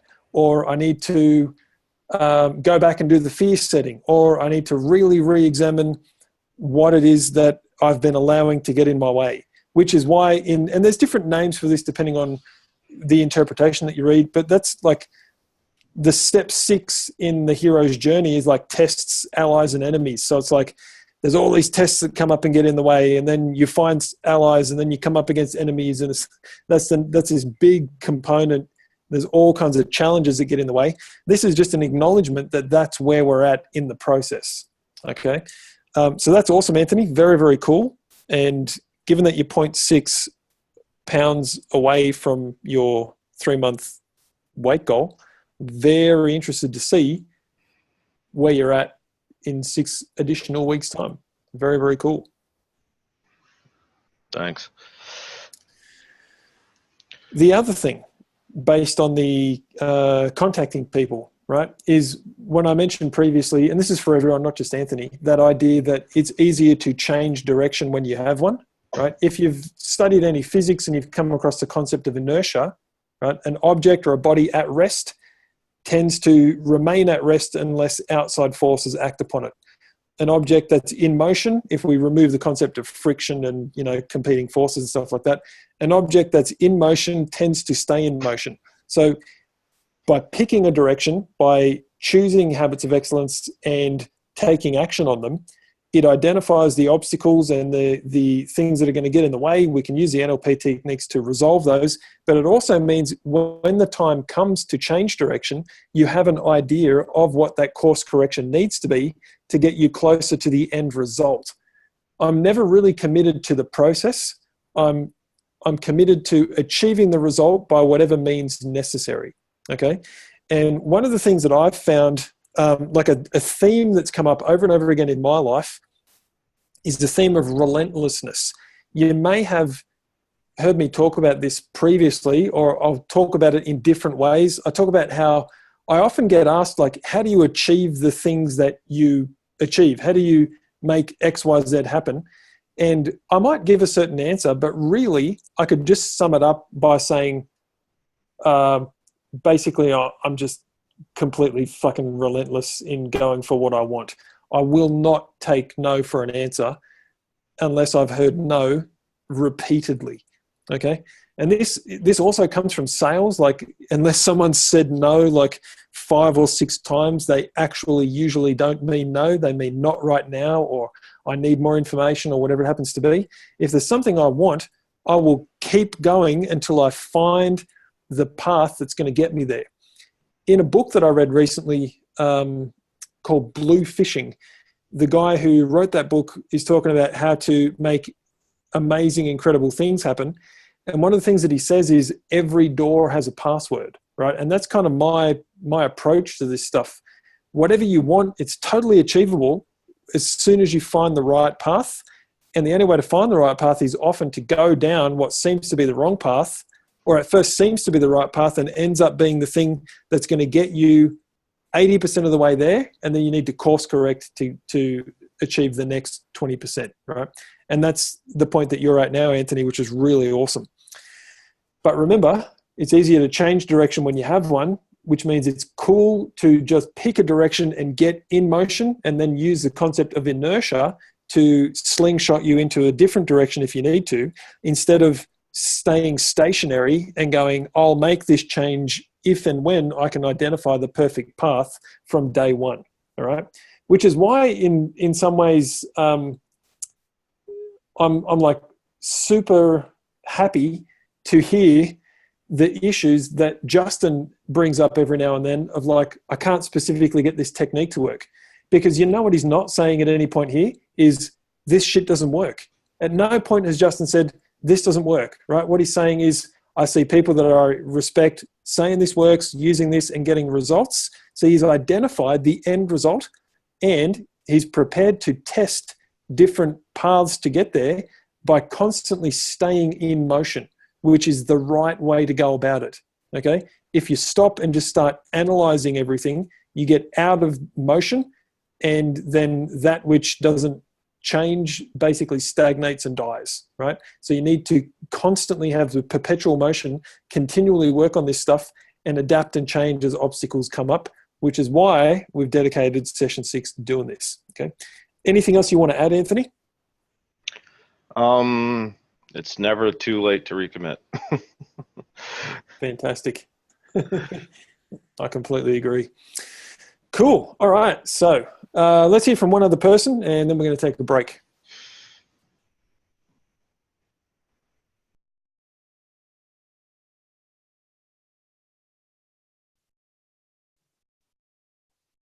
Maybe someone who hasn't spoken yet. We've got a stack of people on the line here. We've got Tim, Rich, Josh, John Baptiste, Helena, Carlos. I think everyone else has kind of piped up so far. What changes or improvements do you need to recommit to? I'll go. The biggest change that I need to recommit to is getting to sleep on time. I find that I've got a pattern, and we disrupted that pattern in December when I switched to getting up early in the morning. But what happens now is I'll get up early, I'll be super productive for a week of time, but I'm not getting to sleep on time, and it'll get to the point where I just am unable to focus. I'm really tired. And I focused on this in December, but yeah, something I need to recommit to. All the other things are kind of going according to plan, but something will disrupt my going to bed on time, and then it's just like a stack, it just falls. So that's something. What's the first domino? Normally it's a barbecue or social event or dinner at the parents or something like that. Like that will happen after work, and yeah, after work, and then it ends up being a late night, and then it'll be like catching up with the girlfriend or something, and then there's like a few days in a row. The other thing that happens is sometimes gaming is one other thing, or if we catch up and see a movie or something like that as well. Yep. Okay. So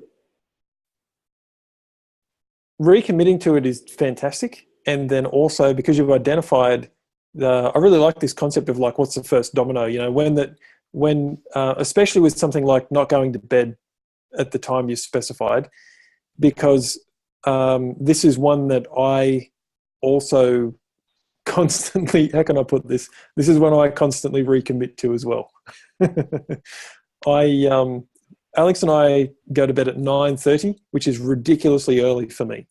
And I'm usually never tired at 9:30 unless I've gone to a jiu-jitsu class, which is only 2 nights a week.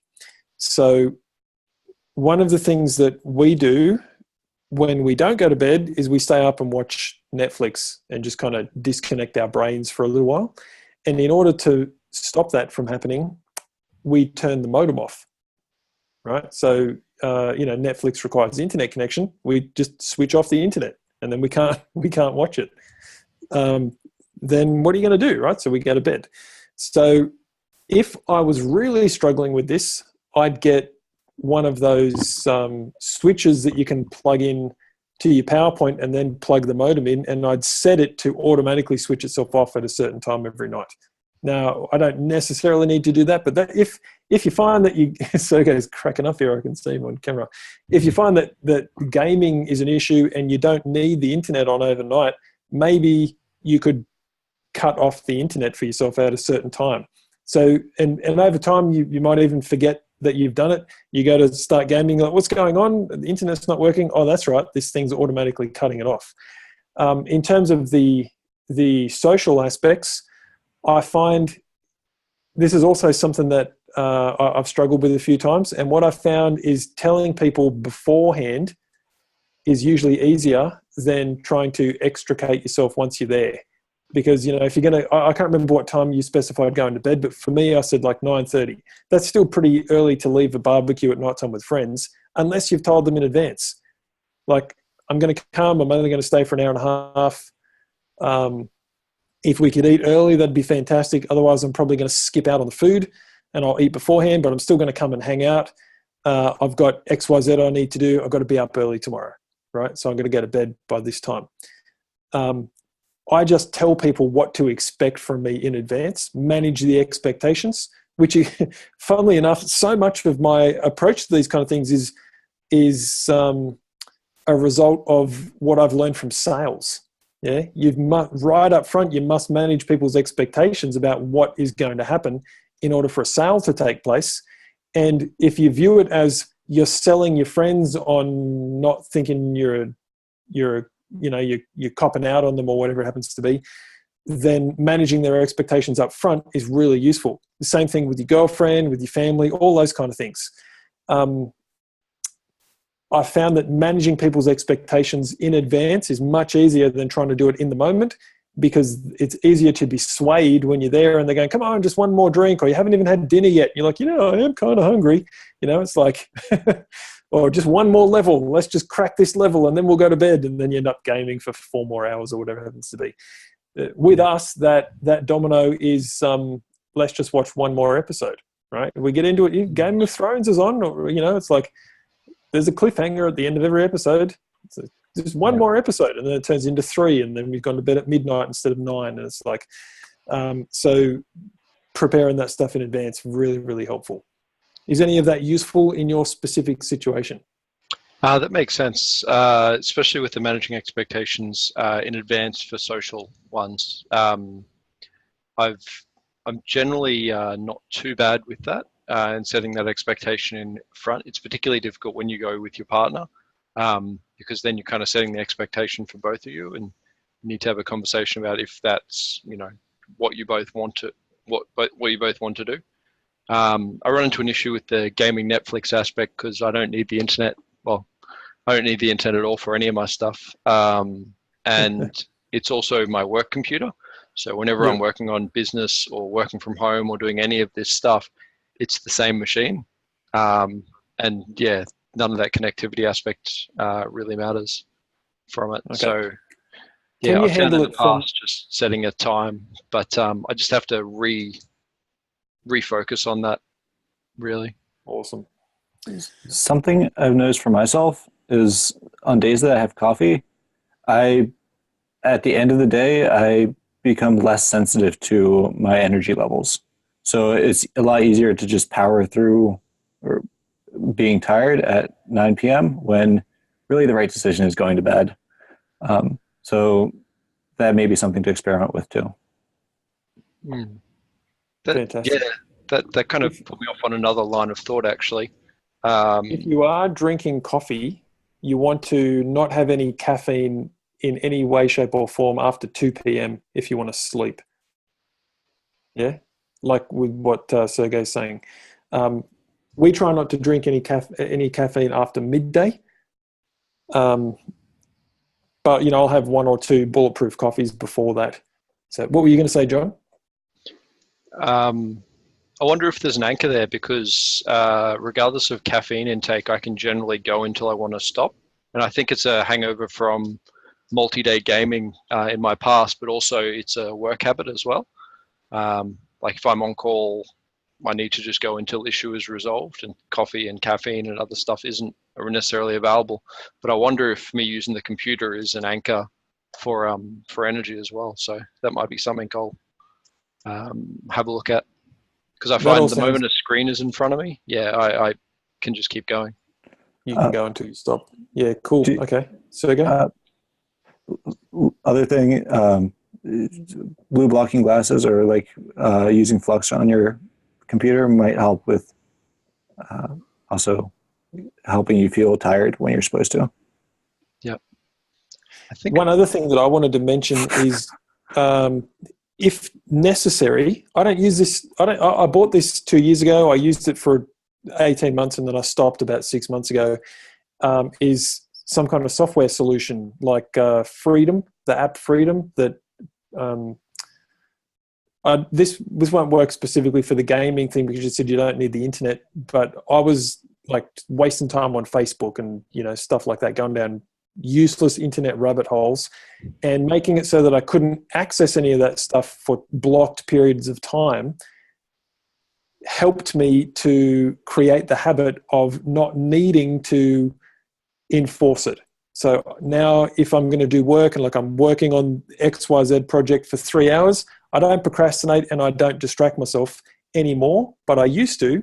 And using some kind of tool like that is really helpful. So maybe if you feel that could be useful, something along those lines that stops you being able to access certain programs on your computer for an amount of time, something that you can't John hack your way around would be good as well. If that exists, I don't know. But that's something that's just popped into my mind. Yep. No, that makes sense. Yeah, when I move, because we're moving in a couple of weeks, I'm going to set up a web application filter, or web appliance, so it'll manage all the web traffic. So I could probably categorize it with startup shutdown days and times and stuff. So that might be something that'll help with that. Cool. All right. So we are 3/4 of the way through the 4 questions. The last one is about review. So we are going to pause here for 10 minutes, and then we're going to come back and review what we have covered in the previous 5 weeks at a high level, right, a high conceptual level, and give you the opportunity to ask any questions step by step about any of the techniques or processes that we've covered so far, and then we'll wrap up with general Q&A, okay? So hopefully this has been as useful for you as it has been interesting for me so far. It's very, very helpful to pause and reflect on what's come beforehand and then recommit, make new decisions, re-examine where you're at, so we're not just kind of with the blinkers on and just plowing forwards, okay? Very important to make sure that you're actually plowing forwards on the track that you want to be on to produce the results that you want. So we'll take 10 minutes now. I'll see you guys and girls back here in 10 minutes time, and we'll go through what we've covered in the previous 5 weeks.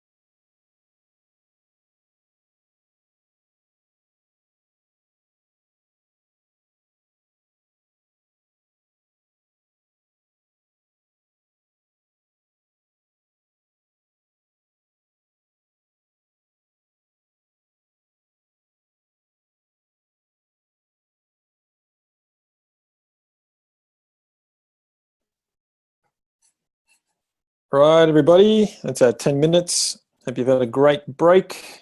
Come on back if you're here. Turn my camera on for a minute so you know I'm back.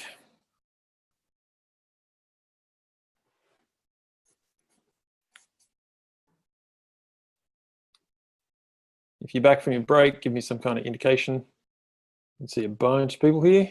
Welcome, welcome, welcome. Hi, Nick. Hi, Elaine. How you doing? Really well, thank you. Fantastic. I'm back.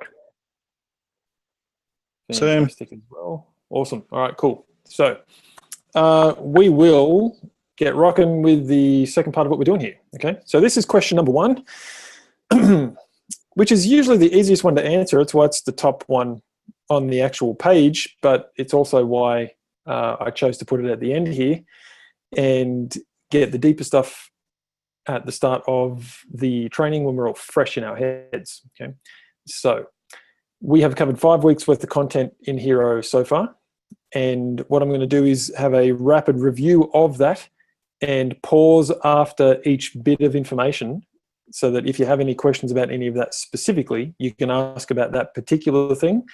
And if your question does not relate to any of those specific points that I have on the screen, you can obviously ask that if you need to, or you can wait until the end if you don't need to run off early, and we'll have open Q&A at the end. All right. So the very first question on our sheet and the fourth question on our screen here is, what questions do you have about anything that's been covered in Hero so far? In order to know or identify what those questions are, probably going to be useful to know what we've covered. So I'll turn my video off for a moment. And let's have a look at what we've covered so far. So as a quick review, this was from week 1. This is also the foundation of 7-Minute Mindset, very large overriding theme in all of my trainings, which is the 7 habits of failure, being fear, attention displacement, putting your attention on the wrong thing at the wrong time, indecision or not making decisions, lack of action, unrealistic expectations, repeating patterns, and external negative influences.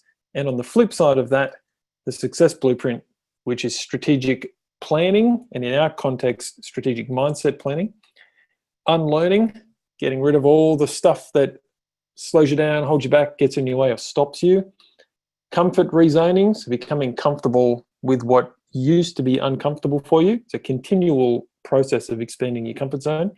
Consistent action, which is the opposite of lack of action.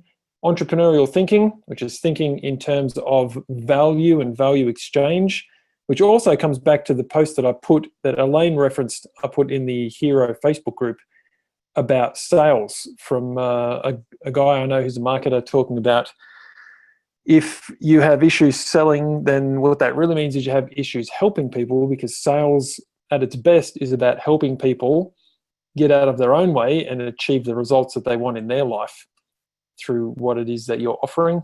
The first S, actually second S here, stands for selective focus, which is the opposite of attention displacement. And then underlying everything in the success blueprint is self-belief. Now, this is actually content from Epic, but we review this at the start of Hero in week 1. So I'm just going to pause here for a moment. Does anyone have any questions about anything that we've just talked about here, the failure habits or the success blueprint? If you did have a question, feel free to just unmute yourself and start talking. If not, don't say anything, and in about 5 or 10 seconds time, I'll move on to the next bit of information.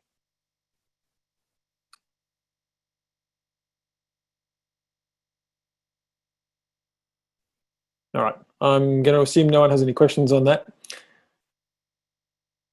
Last bit of review before we move into the actual Hero content is the reality filter. So again, we're just looking at the core concepts here that underlie all of the training, okay? So the reality filter being how you second by second create your subjective experience of reality. So we have 10 billion individual bits of sensory perceptual information coming at you per second. It's filtered into roughly 134 bits. The filters include your beliefs, which are what you have decided and then reinforced as truth over time, your values, which is the criteria that you use to make decisions. It's what's important to you. Your habits, behaviors that have become automatic over time through reinforcement. Identity, which is who you have decided you are. Your memories, your best guess of what might have happened in the past. Your capabilities, the level to which you are able to perform currently. And your conditioning, which is any programming that is operating at the unconscious level, and it either serves you or it doesn't. We then place a meaning on our filtered perceptions. Ultimately, we either say it's at a very general level, good or bad. That informs the two types of decisions. One is cause and effect, A causes B. The second is a complex equivalence, where we say A equals B. It's not exactly true, which is why it's called complex, because that equivalence is complicated for virtue of the fact that it's not actually true. A does not equal B. The decision that you've made directly produces your emotional response to the decision that you've placed on your filtered perceptions. Your emotions are inextricably linked to your physiology, which is shown through your behavior. Your behavior directly produces your results, and then the results that show up in your life form part of what you pick up through your own perceptual senses, which creates this as a self-perpetuating feedback loop. You can change any part of this filter at any point in time, and that is in large part what we are learning the skills, strategies, tools, and techniques of NLP to allow you to do. The first thing that we covered new technique-wise in Hero were the Cartesian coordinates, which are the 4 questions that break down the mental blocks that we've put in our own mind that form the boundary conditions of our thoughts around what is possible and achievable for us and what we're worthy of. Okay, so the 4 questions that we have are: what would happen if you did? What would happen if you didn't? What wouldn't happen if you did? And what wouldn't happen if you didn't? If you had a question about the Cartesian coordinates that you want to bring up, the way that you apply this, if you've attempted it, if you've struggled with it, if you want clarification on a certain point, feel free to ask those questions.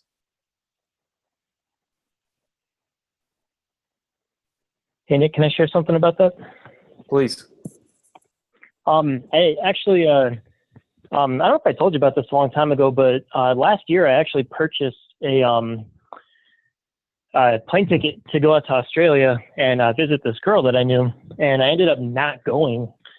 And I was trying to get a refund on my ticket last year, and they said that there would be a $400 holding fee, and then they would refund the rest. And so, like, I was talking with them, I was debating, all this stuff happened, and eventually the way that we worked around it was that they said that the only way around getting out of that $400 fee that they were going to charge me was to just refund the whole credit and give me like a credit for the plane ticket, and then I would have to use it by April of this year. So I called like a week ago, actually the Monday before last, and I told them, I was like, hey, listen, there's no way that I can make that trip to Australia before, or make a trip to use that credit before April. Is there any chance that I can just get the full refund? And the lady I was talking to, her name was Deborah, she was like, no, sorry, like our policy is that we can't give you the full refund. We will have to deduct the $400. And I kind of just decided to go with it. So I asked her, I'm like, so what would happen if that wasn't true? And she was like, what? And I was like, well, you just said, like, what would happen if that wasn't true? And you realize that you could deliver fantastic service and get me that full refund. How would that work? And she was just like totally shocked. And she's like, well, I mean, I guess I would have to like try and see what criteria there are, because there are like very strict conditions I don't know if you meet. We ended up talking about that. And it was like a 15-minute conversation, but we actually, like, she found a way to make it work, and I got that full refund, and I was so excited about that. But like, was that like an instant, like, was that a proper way of kind of utilizing that in a real world situation?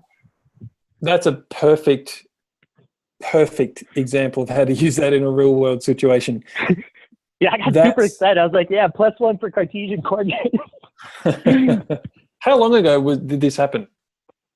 It was the Monday before last, and I wanted to share it with you guys on last Monday's call, but I didn't make that.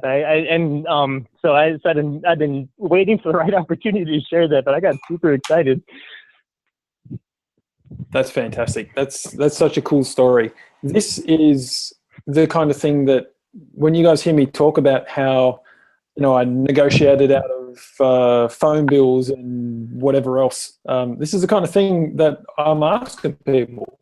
Like whenever someone presents you with what seems like a ridiculous policy or a procedure or a that's just the way it is, that's when you can use this. Like you took her from, I'm just going to follow the script of how I've handled this in the past, for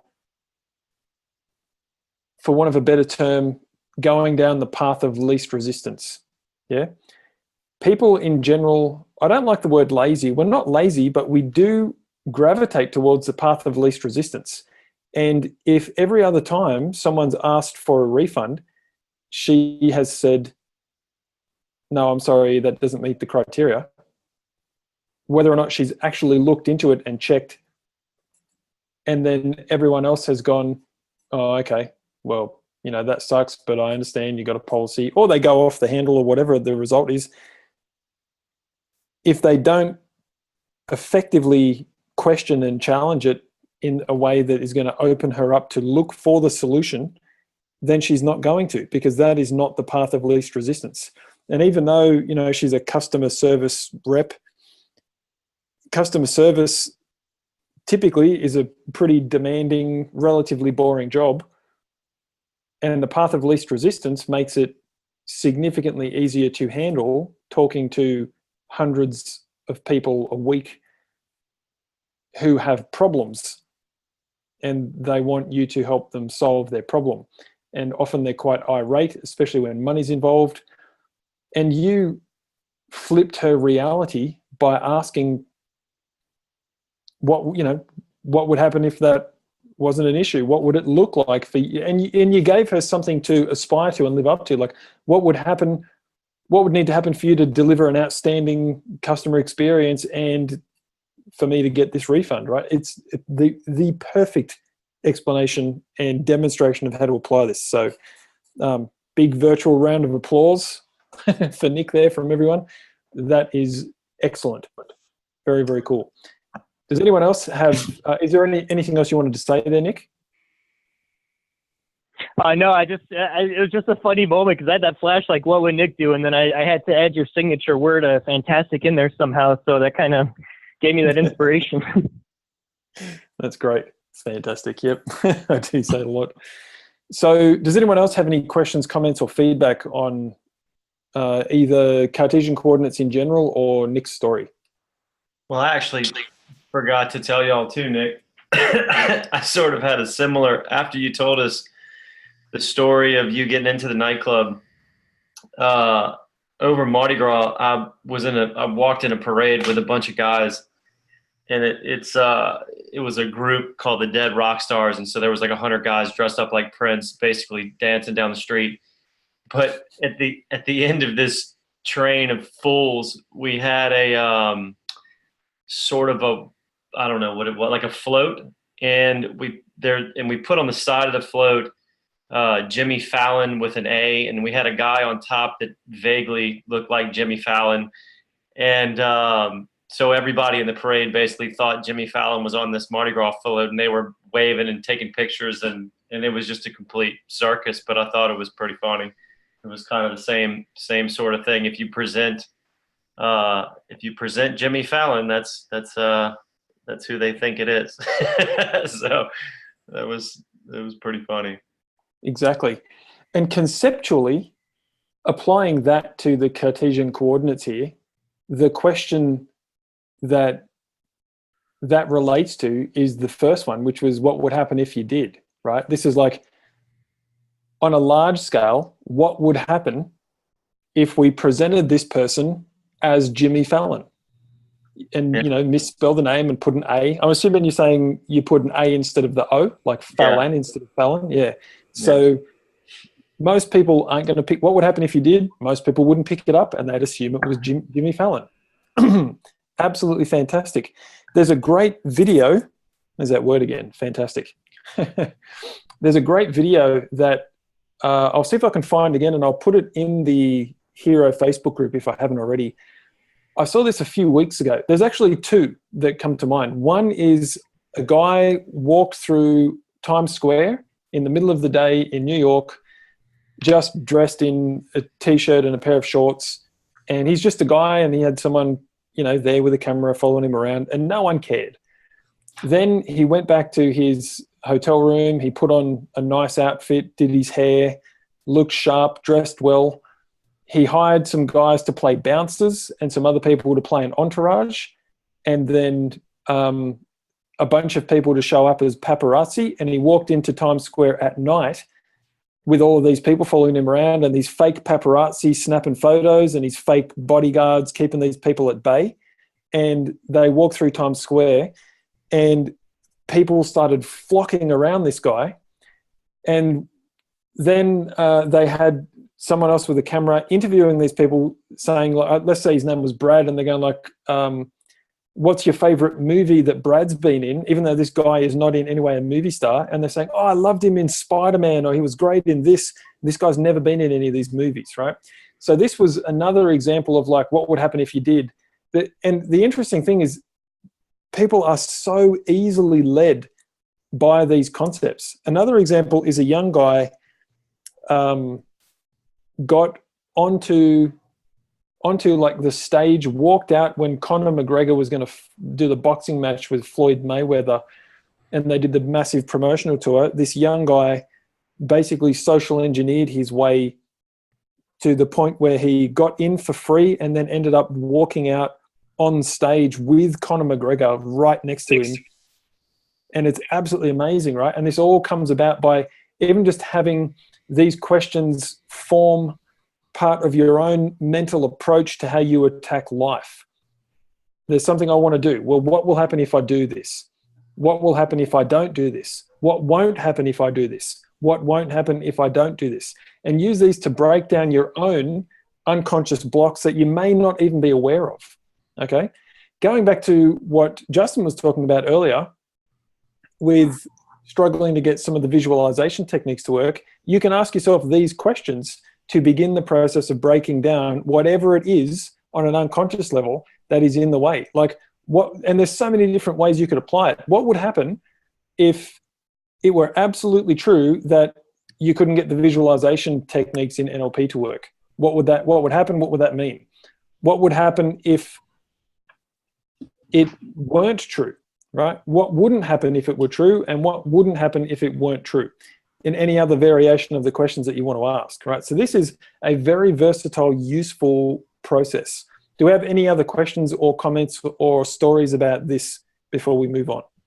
Yeah, I got one. Go for it.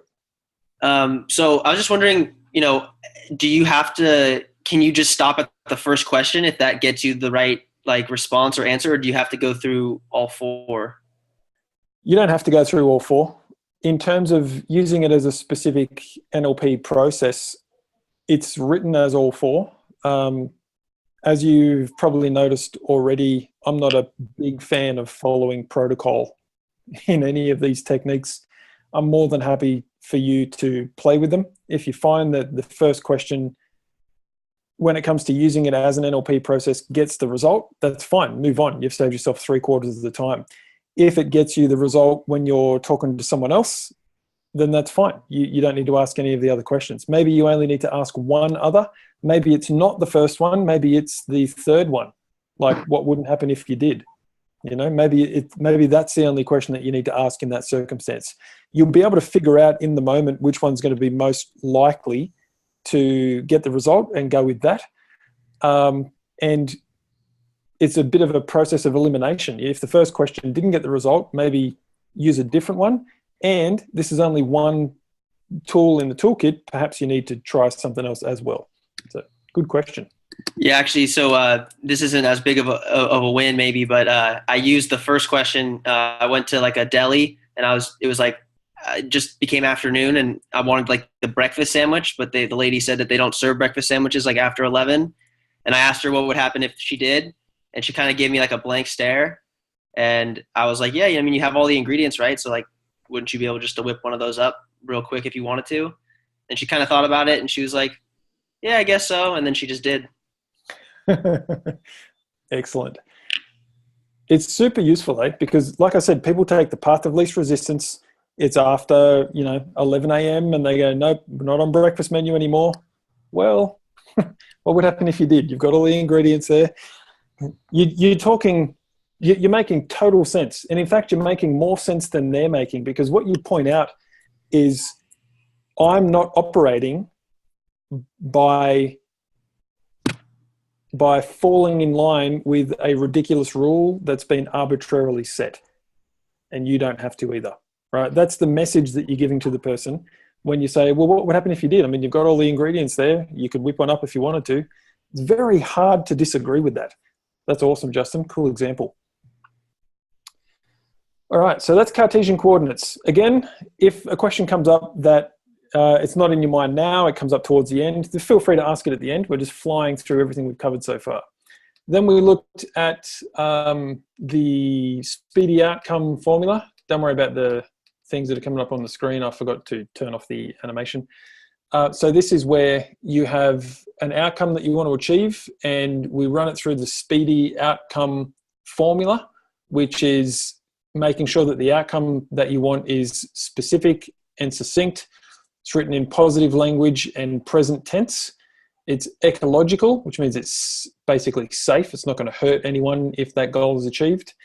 You can identify the end step, so you can have the evidence of achievement. It's dated. That's the optional step. Okay, dated meaning, on or before this specific date.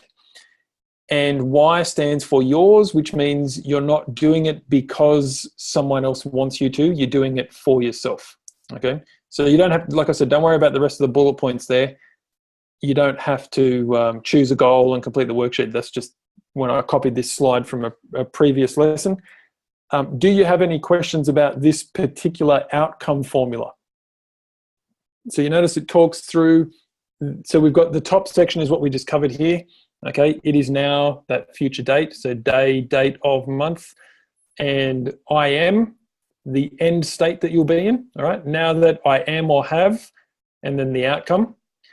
I am at this specific place with this person or people where I am performing this activity. This whole section here is just making it more real for you. So we're making it more concrete when you are visualizing that or imagining that outcome. You don't actually have to do this part. This first section here is usually enough if you're going to use the accelerated outcome creation process, because you'll be talked through this. Okay, it's still very useful to write it down to solidify that for you, especially if you're not going to use that accelerated outcome process. All right, so I see, hear, smell, taste, touch, and say to myself X, Y, Z. This section here is identifying the why behind the reason behind why you want that. For what purpose? So my reasons for wanting this outcome are 1, 2, and 3. I typically find the third one is usually probably 80% of the time the real one, and the first two are the two things that you've told yourself are the reasons why. Once you get those out of the way, the unconscious answers start coming up. And I'll often come back and fill this part out after I've done the accelerated outcome technique, or I might not fill that section out. Here's what I'll do to achieve this. If it's a big enough outcome that I want, I will instead run it through the Disney process. So I'll identify all of this. Okay, so it is now, I am, I have, see, hear, smell, taste, touch, all those kind of things. That is providing a framework, to bring this in the context of the Disney process, a framework for identifying the dream. Okay, then when we come down here, this is the realist. Okay, so this might be 11 steps, and you write that in after you've gone through Dreamer, Realist, and Critic a number of times and identify what those actual steps are, then come back and write that down for yourself afterwards. Okay. So do we have any questions about this particular worksheet and how it fits in the context of the accelerated outcome creation process and or the Disney process?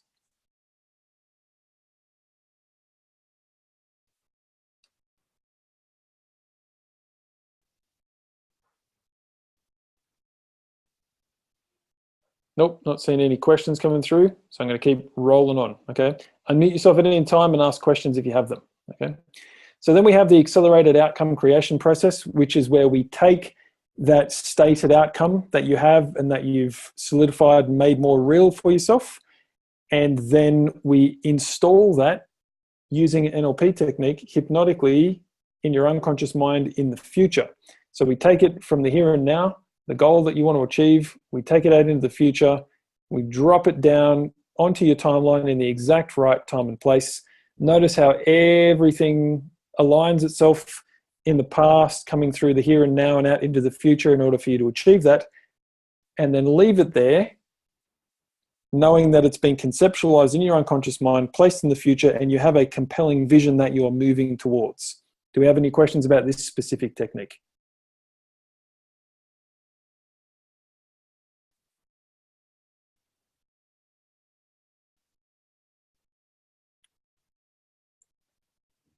No questions, comments, stories on that one? All right, so we'll keep moving on. Awesome. Then we got into the habits of excellence in a little bit more detail. So we know now the 3 major life areas: health, wealth, and relationships. Within each, we have the 3 core essentials. So in health, it's fitness, food, and functional. Wealth, generate, grow, and give. And relationships, personal, professional, and practical. Each of those areas is further broken down into the habit zones. So fitness is broken into strength, conditioning, flexibility, and on and on. All right, I don't need to go through this. We've covered this in many, many times. Wealth, generate, grow, and give. Each of those are broken up into their 3 habit zones. Within the habit zones, you can have essentially an unlimited number of habits.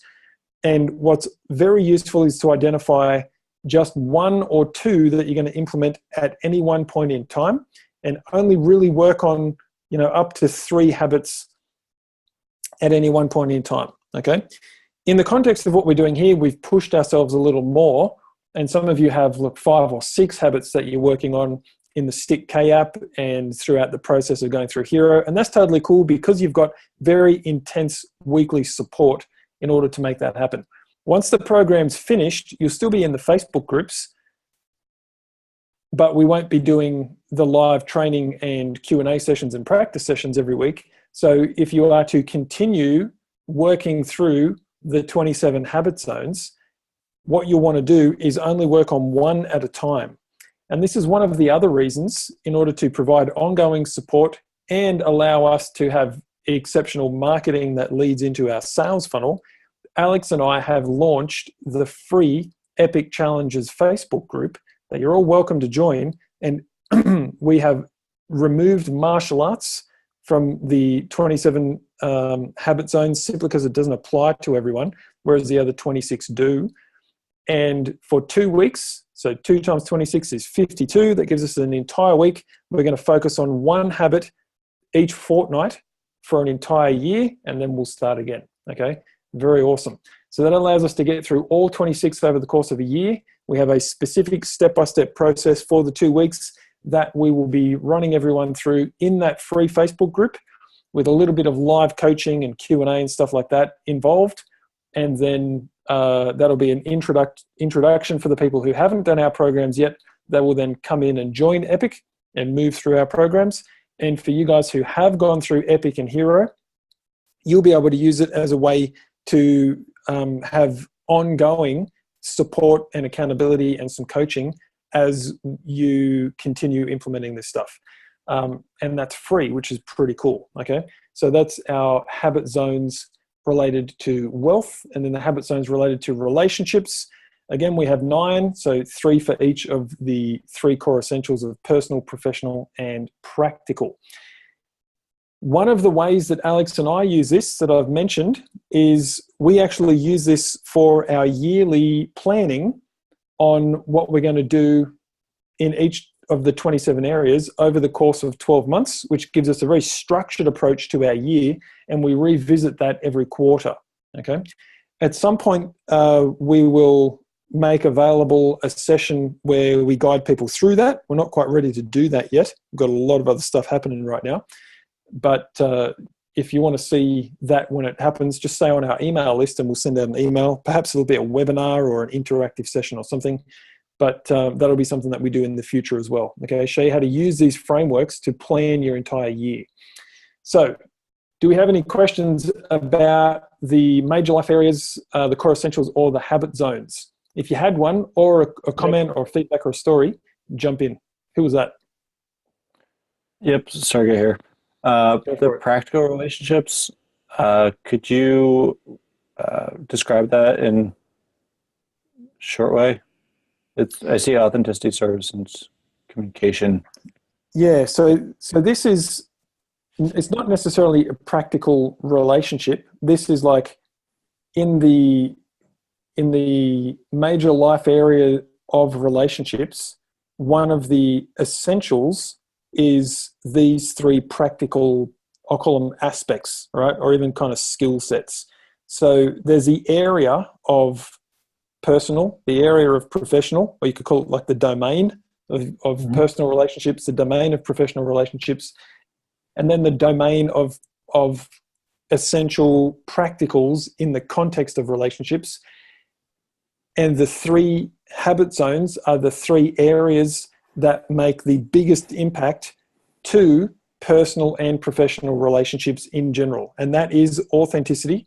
So being your unfiltered self, right? Service, which is providing outstanding value to yourself, your intimate relationships, family and friends, your professional network, any masterminding that you need to do, and leading, as Jocko Willink would call it, up and down the chain of command, right? So leading those people above you and people below you in terms of service. And then communication is one of the linchpins of effective relationships are exquisitely effective communication skills, right? So that's how I view authenticity, service, and communication. The other two areas of personal and professional are, and I recognize it's generally easier to wrap your head around without explanation, okay? So does that make sense now? Yep. Awesome. Makes sense. I see Thank you. someone, you're very welcome. Someone's popped something in the chat box there. Elaine wants to see the planning when we get to that. Okay, cool. Awesome. Any other questions on the major life areas, the core essentials, or the habit zones?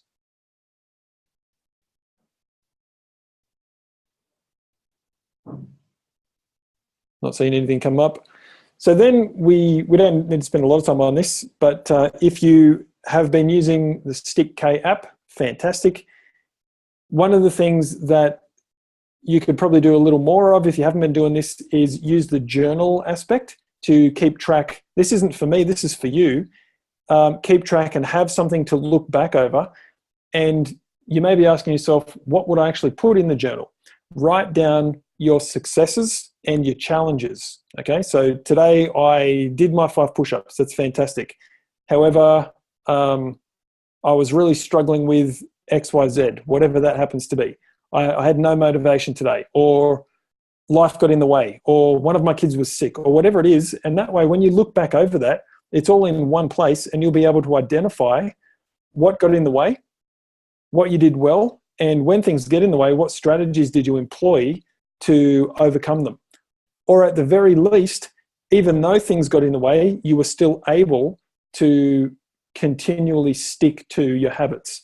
Okay, which again is in terms of the psychological track record of success, it's very awesome to look back through a list of journal entries and realize that even though stuff got in the way, you used your discipline, you powered through and you got it done. All right. I'm going to assume there's probably not any questions on that, but if there are, just jump in at any point. Next, we have the 6 key areas of life. Okay. So what's most important about the 6 key areas of life is remembering that, first of all, in my opinion, there's really only those three that show up 95% of the time for people, which are wealth, health, and relationships, right? So in the wheel, it says money. Now I'd probably change that to wealth, but I created this slide 10 years ago, okay? So money, health, and relationships. The other three, education, personal development, and career, are in some way related to those other three practically. Personal development is typically about your relationship with yourself, okay? Career is in the context of wealth. It's one of the paths that can get you to wealth, all right? And education is, again, typically going to help either with your career or with your relationship with yourself. So I really think that the three major life areas are where it's at: health, wealth, and relationships. One thing that is useful about the 6 key areas of life model is that the two areas that are directly opposite each other, if we look at this like a 6-slice pizza, tend to have a reciprocal inhibiting relationship on each other. Doesn't necessarily have to be inhibiting, so we'll just say a reciprocal relationship. The number one issue in relationships tends to be fights over money, okay? So that's the kind of way that like relationships and money have a reciprocal relationship together. It's often, this is actually very interesting to look at, again, the relationship between relationships and money.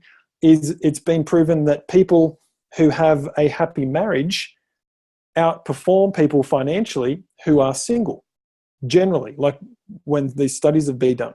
So a positive, outstanding relationship increases your wealth, okay?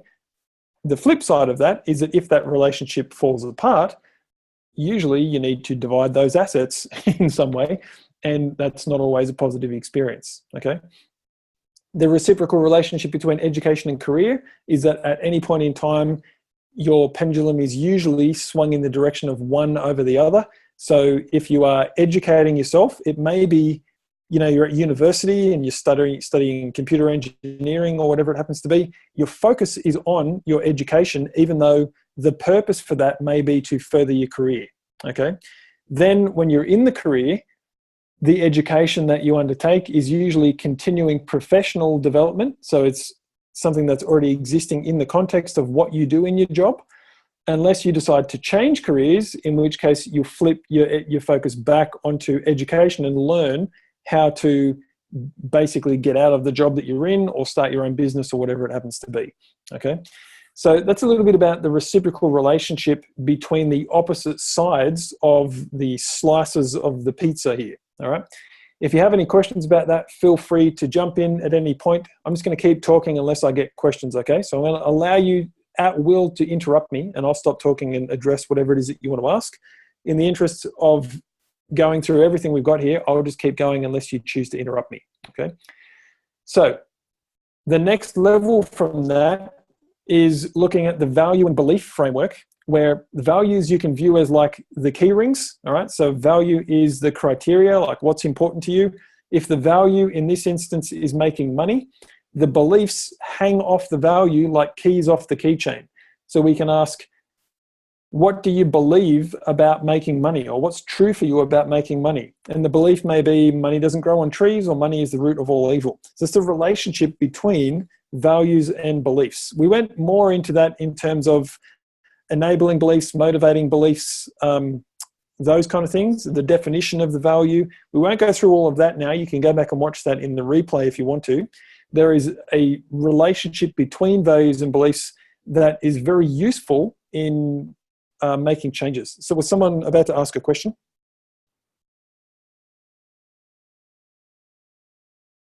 Nope, I thought I heard someone talk. Okay. So then the next step is to work with our values. So we have an area of life. We can elicit the values or what's important to us about that area of life by asking the question, what's important about, in this case, health, okay? Knowing that, in this case, the health would be like the hooks that you're hanging the key ring on, okay? So you've got a board with a bunch of hooks and you're going to hang your value key rings on that board,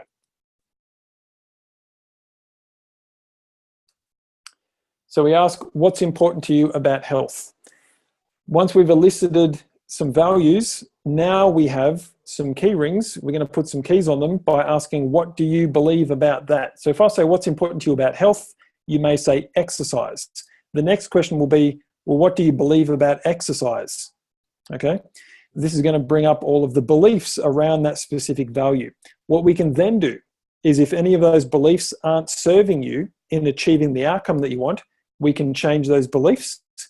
We can either go back unconsciously using techniques like the cleanse process or some other techniques that we'll be learning later on in Hero, like tunneling.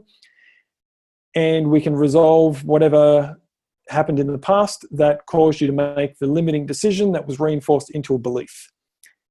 The other thing we can do is we can change those beliefs by changing the submodalities using the belief change quadrant, and we can install a belief that is more resourceful or useful for you in the second half of the belief change quadrant, and effectively swap out a not working belief for a belief that's going to help you and support you in achieving what you want. We can then look at the value and say, is this value serving me? Okay. If it is, fantastic. If not, perhaps it needs to move further up or down the values hierarchy, or it needs to be completely replaced. The way that we do that is we use our values hierarchy worksheet. So we elicit the current order.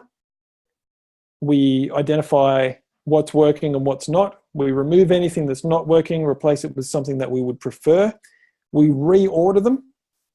We elicit the towards and away from motivation. We then install the values in that new order, and then we re-elicit the towards and away from motivation, and typically find that they have changed, and now we are more motivated by the values hierarchy. And as Anthony's identified earlier, he said, I'm not sure if it's related to the values hierarchy work. Honestly, it probably is, in terms of the changes that were made to the values hierarchy. The order of importance that you're placing on these things in the context of health has then gone on to assist you in getting to within 0.6 of a pound of your weight goal in only 5 weeks instead of 12 weeks. All right. And this is not one of those results are not typical situations. This is a results are very typical kind of situation, because when you make changes to what's important to you, you are using suggestion to influence and direct your focus at an unconscious level. So when you are focusing on different things, it makes only sense that you're programming your reticular activating system to bring into your awareness different things, which means you are going to respond to them differently, produce different meanings, make different decisions, produce different emotional responses, create different behaviors, which will result in different results, which you'll then perceive, and you create a positive feedback loop, a positive self-perpetuating cycle. So any questions on values and values hierarchy work?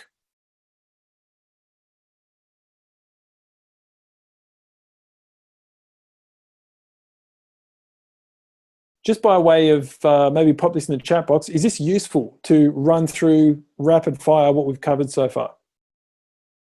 Just so I kind of know I'm not losing you guys, you're on track, you're following along, maybe filling in some blanks for you. Go ahead and give some kind of feedback in the chat box for me.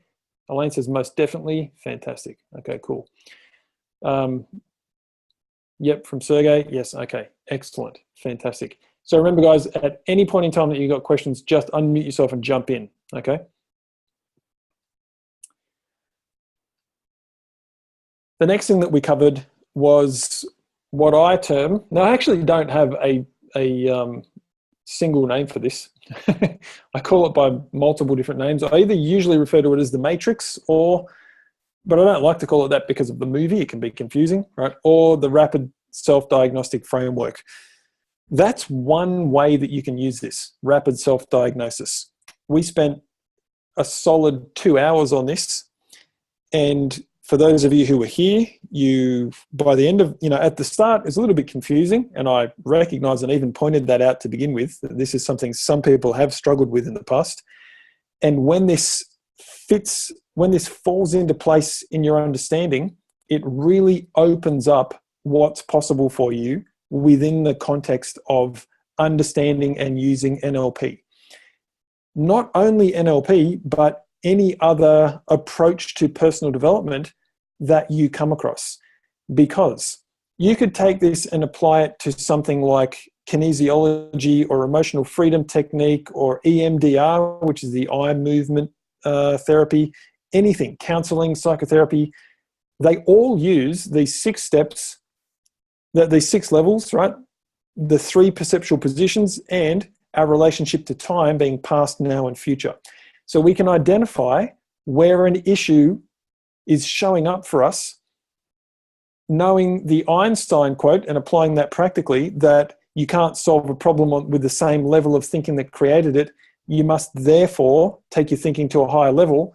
We know that we must move at least 1 level above the level on which the problem is showing up for us, which allows us to have a clear idea of at least which level we need to go to in order to potentially resolve the issue. Then we can identify, in order to resolve this, is it going to be most useful to resolve it in the now, or should we future pace, or should we track back and do some kind of timeline technique? And which perceptual position is going to be most effective in overcoming this, or does it need to be a combination of seeing it through your own eyes, through the eyes of another person, or a third-party observer? All right.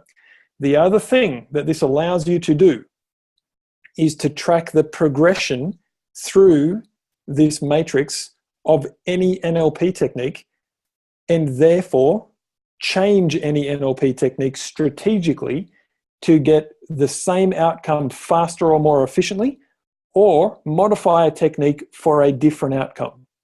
This, when you understand this, this is the framework behind NLP techniques and essentially behind personal development in general. This, combined with the reality filter, allows you to create your own techniques. Okay, very, very cool.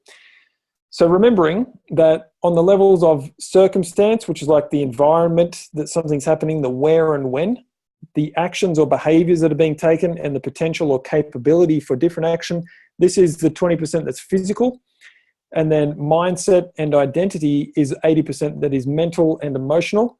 And generally everything can be considered either 100% spiritual or energetic. And although we could go there, we don't tend to really go there in this specific training. Okay, I may at some point in the future pull together a training based on the psychotherapy aspects of emotional energetics from traditional Chinese medicine, which is very, very interesting. And I have incorporated it within this model for my own understanding, but at this level, it's a bit too much to teach until you've really wrapped your head around this. If you'd be interested in that, by all means, let me know, or maybe even just comment in the thing now so I know if I should bother putting that together at some point in the future. And understanding a different way of applying this in terms, not so much of spiritual, but definitely energetic, and how to make changes at what would be termed a pre-clinical level, which is how to identify issues at a level before they'll even show up on like Western medical tests, right? Or before they'll even show up kind of consciously. Okay. If that sounds a bit vague, it kind of is. It's a strange concept to try and get across in 10 words or less. But and it's an entirely different worldview based on a combination of Taoism, Buddhism, and Confucianism, and the 10 diagnostic frameworks from traditional Chinese medicine. Okay, which is why I'm sure you can recognize I haven't included it in an NLP Master Practitioner course. Okay. Doug says, are you incorporating Qigong? Yeah, that'd be one very small component of that, Doug. Sergey's got to go. George has got to go. Thanks for being here, guys. Much appreciated. We're going to continue here. So identifying through language which level the issue is, you can notice at a very simple level which word in the sentence the person is using has the most, I'll just call it the most dominance, right? Which word has the inflection on it. This is not 100% accurate. This is just generally useful. So I statements tend to be about identity. Don't is a modal operator of impossibility, all right, a limitation. That's on the mindset level. This is about what you believe to be true. Deserve is about your potential or your capability for achieving.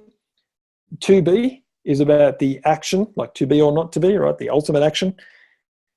Rich is the circumstances of the where, when, how, right? So what's actually showing up. So in the statement, I don't deserve to be rich, depending on where the person is putting the most emphasis, gives one indication of which level the issue might be on. It's not always 100% accurate to use this approach, right?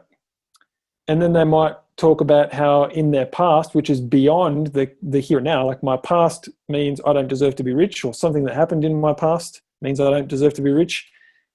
That's what we'd call a cause and effect limiting belief. My past causes me to not deserve to be rich, okay? So using emphasis in language often identifies the level on which the issue lies, but don't rely on that 100%.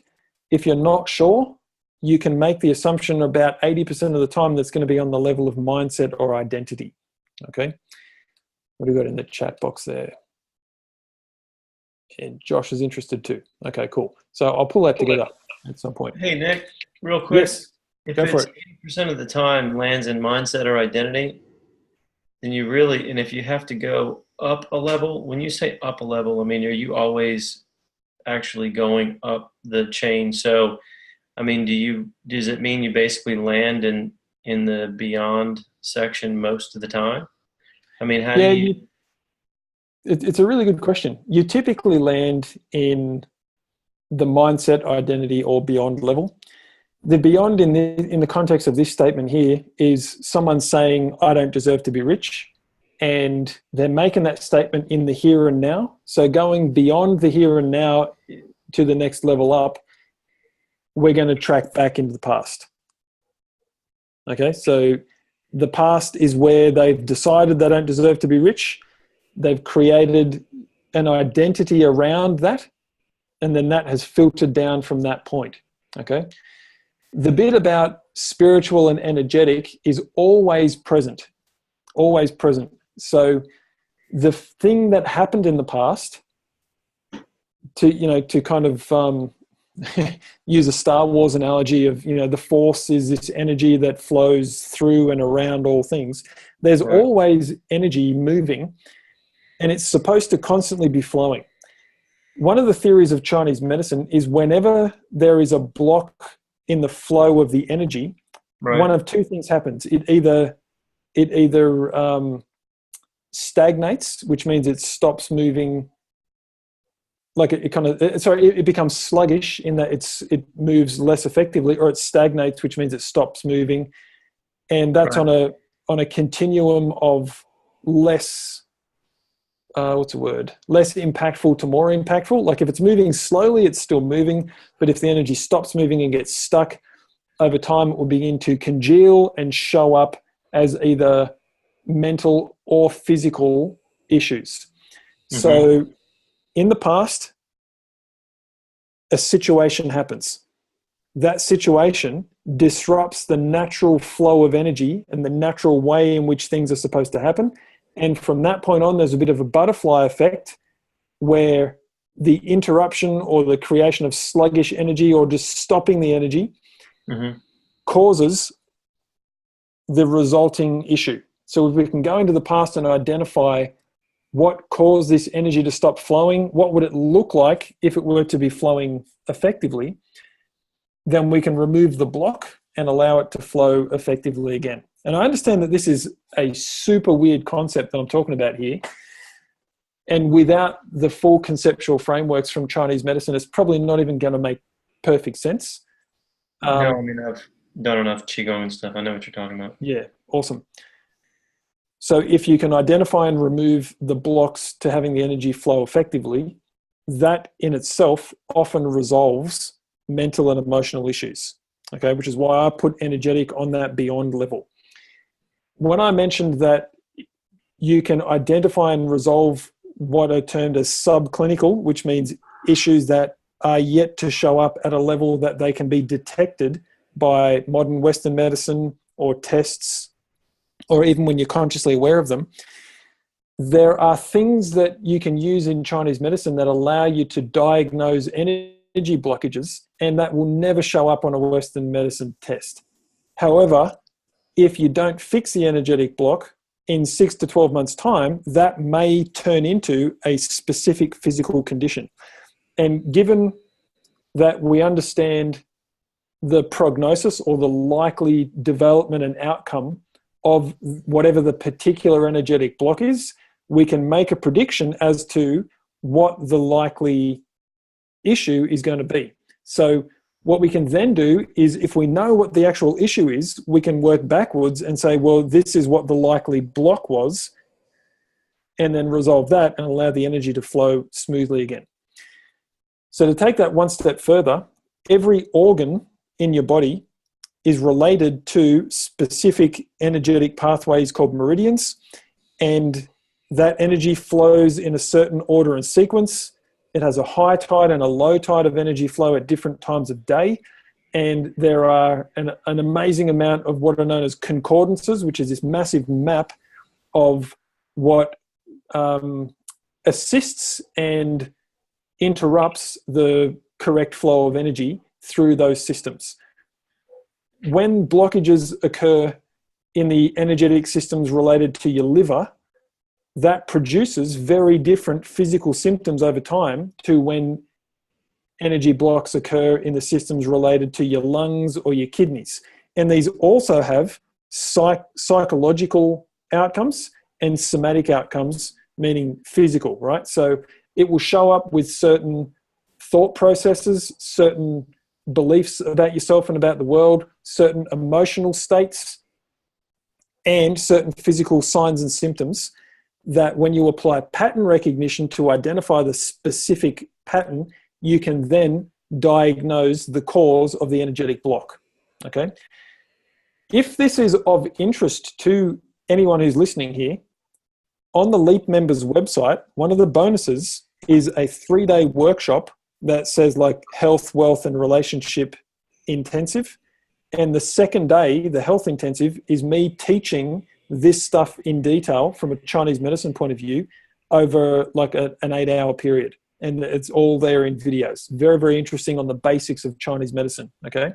So that'd be the place to start if you want to get into that a little more, and if that 5-minute breakdown was interesting to you.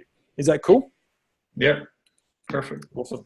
Yeah, it's really fascinating, man. It's just a whole other level of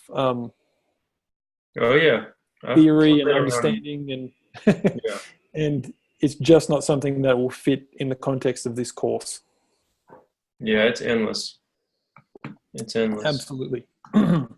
But if you do wrap your head around it, it makes what you're learning here, it gives you another lens in which to view the world, and makes what you're learning here like next level useful.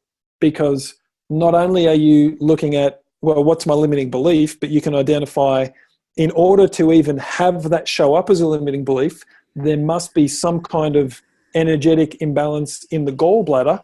And if I press on this spot on my leg for 10 minutes, it will release that blockage and cause that limiting belief to have no foundation upon which to even exist. And I know that sounds really weird, but practically it just provides a ridiculous amount of additional skills and tools to overcome this stuff, which is very, very awesome. There's a rabbit hole I didn't expect to go down on this training, but I'm glad that we had some questions about it. Is that helpful, Doug? Yeah, absolutely. Cool. And Elaine would love to know more. So go ahead and watch those videos, Elaine. It's really, I put a lot of effort into that, and it was really well received that day. And it's all there. It's waiting for you right now. So the next technique that we covered on the same day that we did the diagnostic framework was the Circle of Excellence, which is a more kinesthetic anchoring technique. Resource anchor. We have a circle in front of us or some kind of symbol. I often joke that this should be called like the symbolic representation of excellence instead of circle, because it doesn't have to be a circle. It can be anything you like that you use as the anchor. Okay. Elaine says, is that the Leap or the Epic site? There's only one site at the moment. It's leapmembers.com. I'm working on the new website, which is sdimembers.com, but no one has access to that yet except for me. So on leapmembers.com, click on Hero, and it's one of the bonuses there. Can't miss it. So that's a circle of excellence technique. Very similar to the resource anchoring, except much more full body. Okay, so we're actually physically stepping in and out of the anchor instead of just pumping it up and doing something like squeezing our fist. Next, this was in week 4. We covered the Disney planning strategy, where we take an idea that we want to have and we create essentially as foolproof a plan for making that into a reality as we possibly can, using a strategy modeled from Walt Disney, where we anchor a dreamer state where you are able to come up with an amazing big picture dream. We anchor a realist state, which is a state where you are able to take a dream and implement a step-by-step plan to achieve it. And we anchor a critic or critical analysis state where you are able to provide constructive feedback on a dream and a plan. And then we take the idea that we have, we move it through each of those 3 states, usually at least once, almost certainly twice, and sometimes more than that, until the dream is crystal clear, the steps for achieving it are rock solid, and there are no more questions that need to be answered via critical analysis.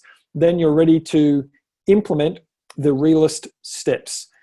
If you then want to take that a step further and combine it with what you've already learned, you can then take that dream component, use the accelerated outcome process, and install it unconsciously into your future along your timeline, so that you are subconsciously driven towards the achievement of that in the future at the appropriate time for that to occur, and then implement your step-by-step realist plan to make it happen. All right, so that's the Disney planning strategy.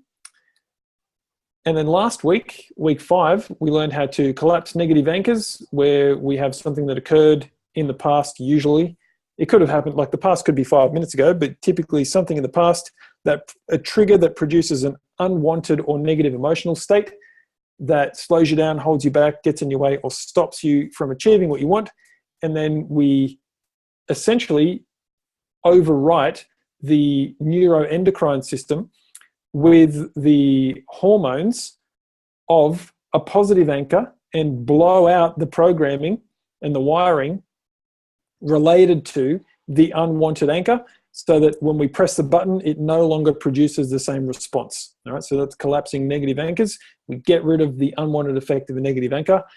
Then we did a visual anchoring. It's kind of anchoring, state control, and pattern interrupt all in one, which is a visual perspective where we take 4 powerful, compelling images from amazingly resourceful, positive, powerful times in our life, and then we create a 4-part collage on the screen of our mind with those. In the middle, we put an image of something that causes us trouble or to go into an unresourceful emotional state, and we allow the power of the positive associations of the 4 powerfully positive times in our life to override the feeling of the negative emotional state that we don't want to have anymore. Alternatively, we can take something that's already good and put that in the middle of the collage and use the positive power of the 4 positive times to enhance it or make it even better. So that technique is called visual perspective. That brings us right up to date. So we covered a ton of stuff so far. What I'm going to do now is turn off the slides, stop the screen share, turn my camera back on. Hello and welcome back to Camera Land. And now I'm going to open it up to Q&A on anything that we've covered so far. So that's a rapid review. Hopefully you found that helpful. It's usually a very good waypoint to stop and look at what we've covered. If you have a question for me about that or anything else, now's the time. Turn your camera on, give me a wave, and we'll go through our Q&A. And you're welcome, Helena. Helena says many thanks.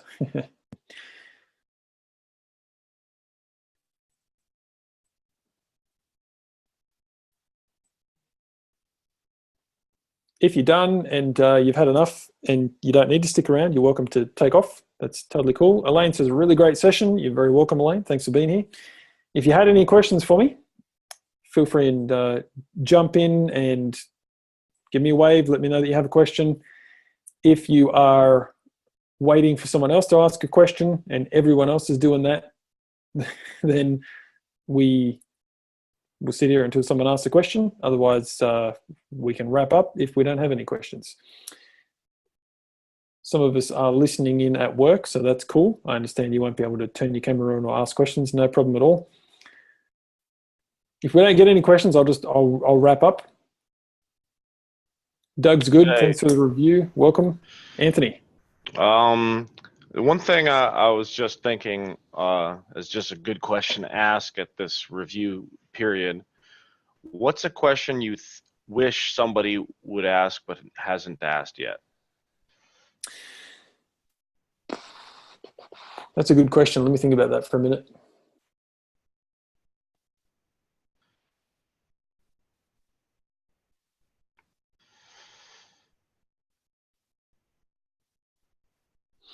It's funny, I don't really have any questions come to mind in response to that,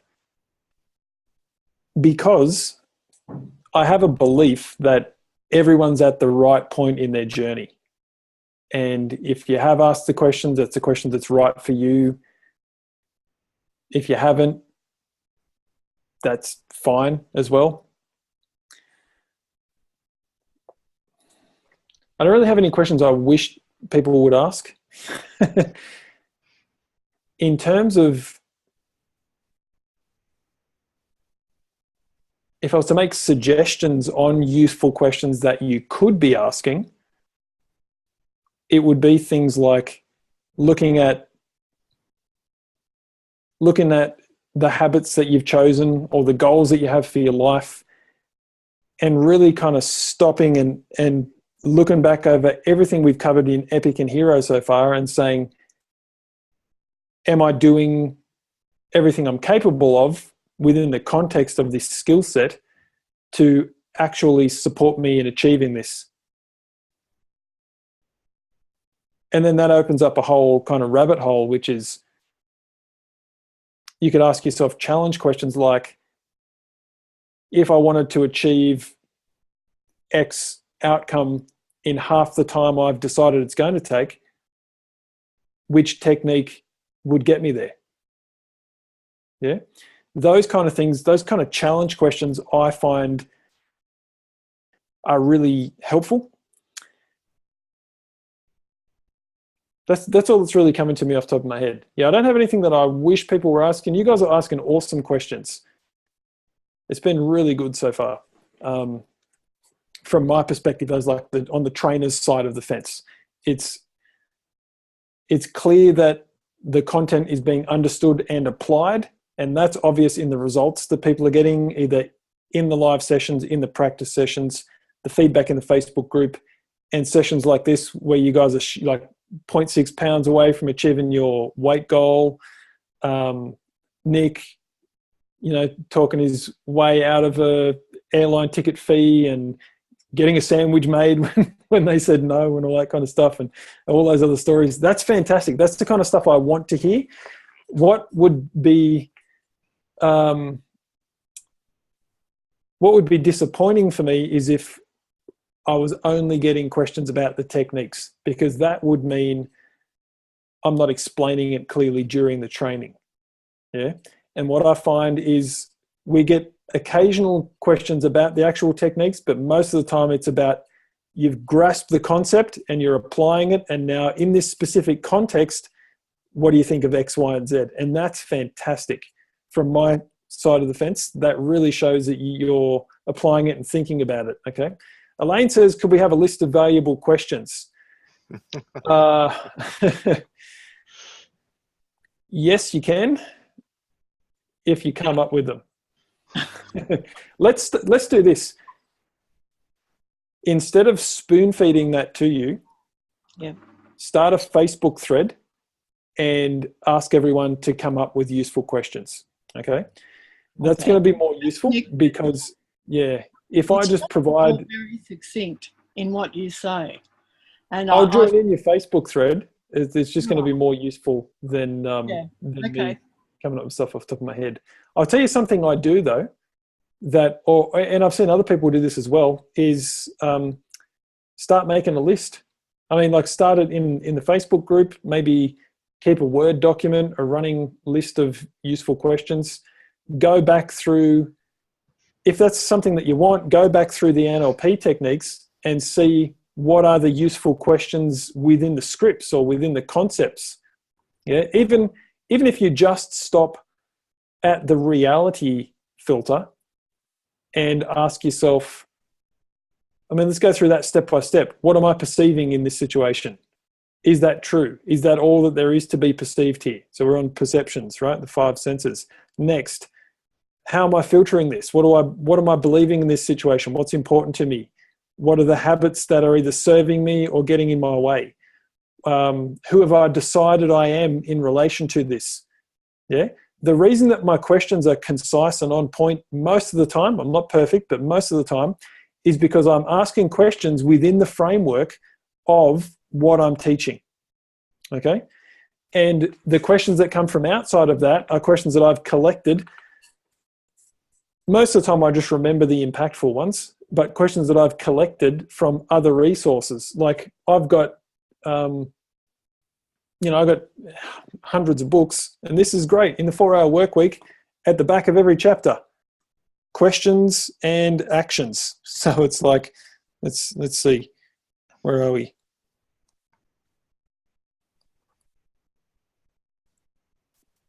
So right here, like this is at the end of things like chapter 1. Yeah, Q&A, questions and actions. And so it's like the action, go on a 1-week immediate media fast. It's like, well, what would happen if I did that? Yeah, what's the purpose of that? Like, practice the art of non-finishing. He says starting something doesn't automatically justify finishing it. So maybe ask yourself, what's my pattern in terms of starting and finishing things? Is that serving me? Is that working in my own best interest? I remember I had, I guess you could call it an argument, a heated discussion with my dad about this, because I'd spent weeks, if not months, talking about a project that I was working on, and I dropped it in the moment one day and changed direction to focus on something else, which was very successful. And he had seen me do that a few times and said to me, like, basically, not very effectively, like, why don't you finish what you start? And my response was something along the lines of, it's less effective to finish what I start if finishing it isn't going to move me closer to the goal that I want. So as soon as I identify, no matter how much work I've put into something, if I identify that continuing on a certain track isn't going to get me the result I want, I'll change track, because all I care about is the outcome. Yeah, as long as I'm not hurting myself or someone else that I care about, or other people, if possible, on the path to achieve what I want, I'll change track anytime I like. Doesn't matter to me. Yeah. And that approach came from what I learned when I studied Buddhism. I went through the first 2 years of a 4-year program to become a Buddhist monk in one of the 3 schools of Tibetan Buddhism. And one of the things that the teacher espoused there was having no fixed opinions. Yeah. And so I'm not attached to any one way of doing something. I just want the way that's going to work. Yeah.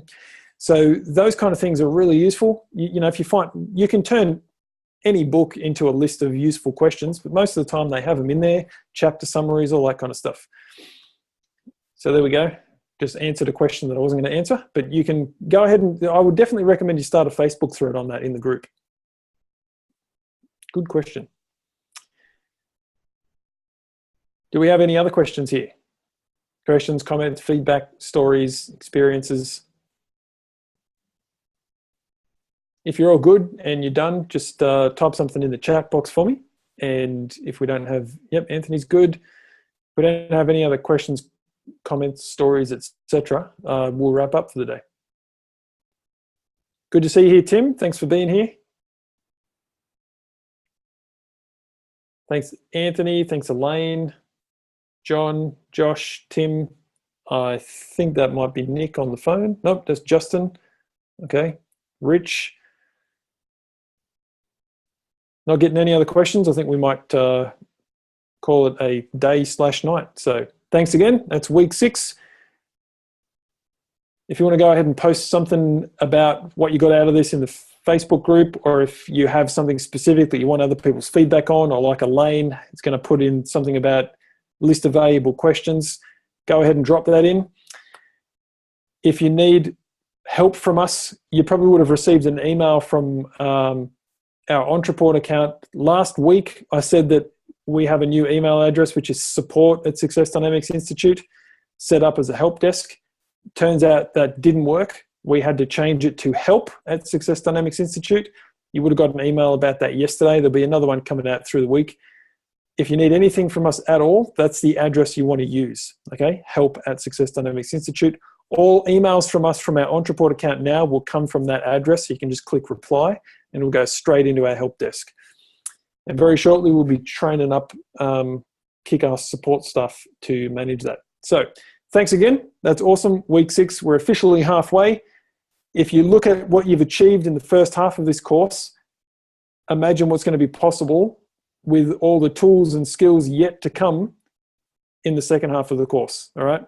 And might even be worth, again, taking a little bit of time and answering those 4 questions for yourself on page 48, okay? So thank you very much, and I will see you at the practice session.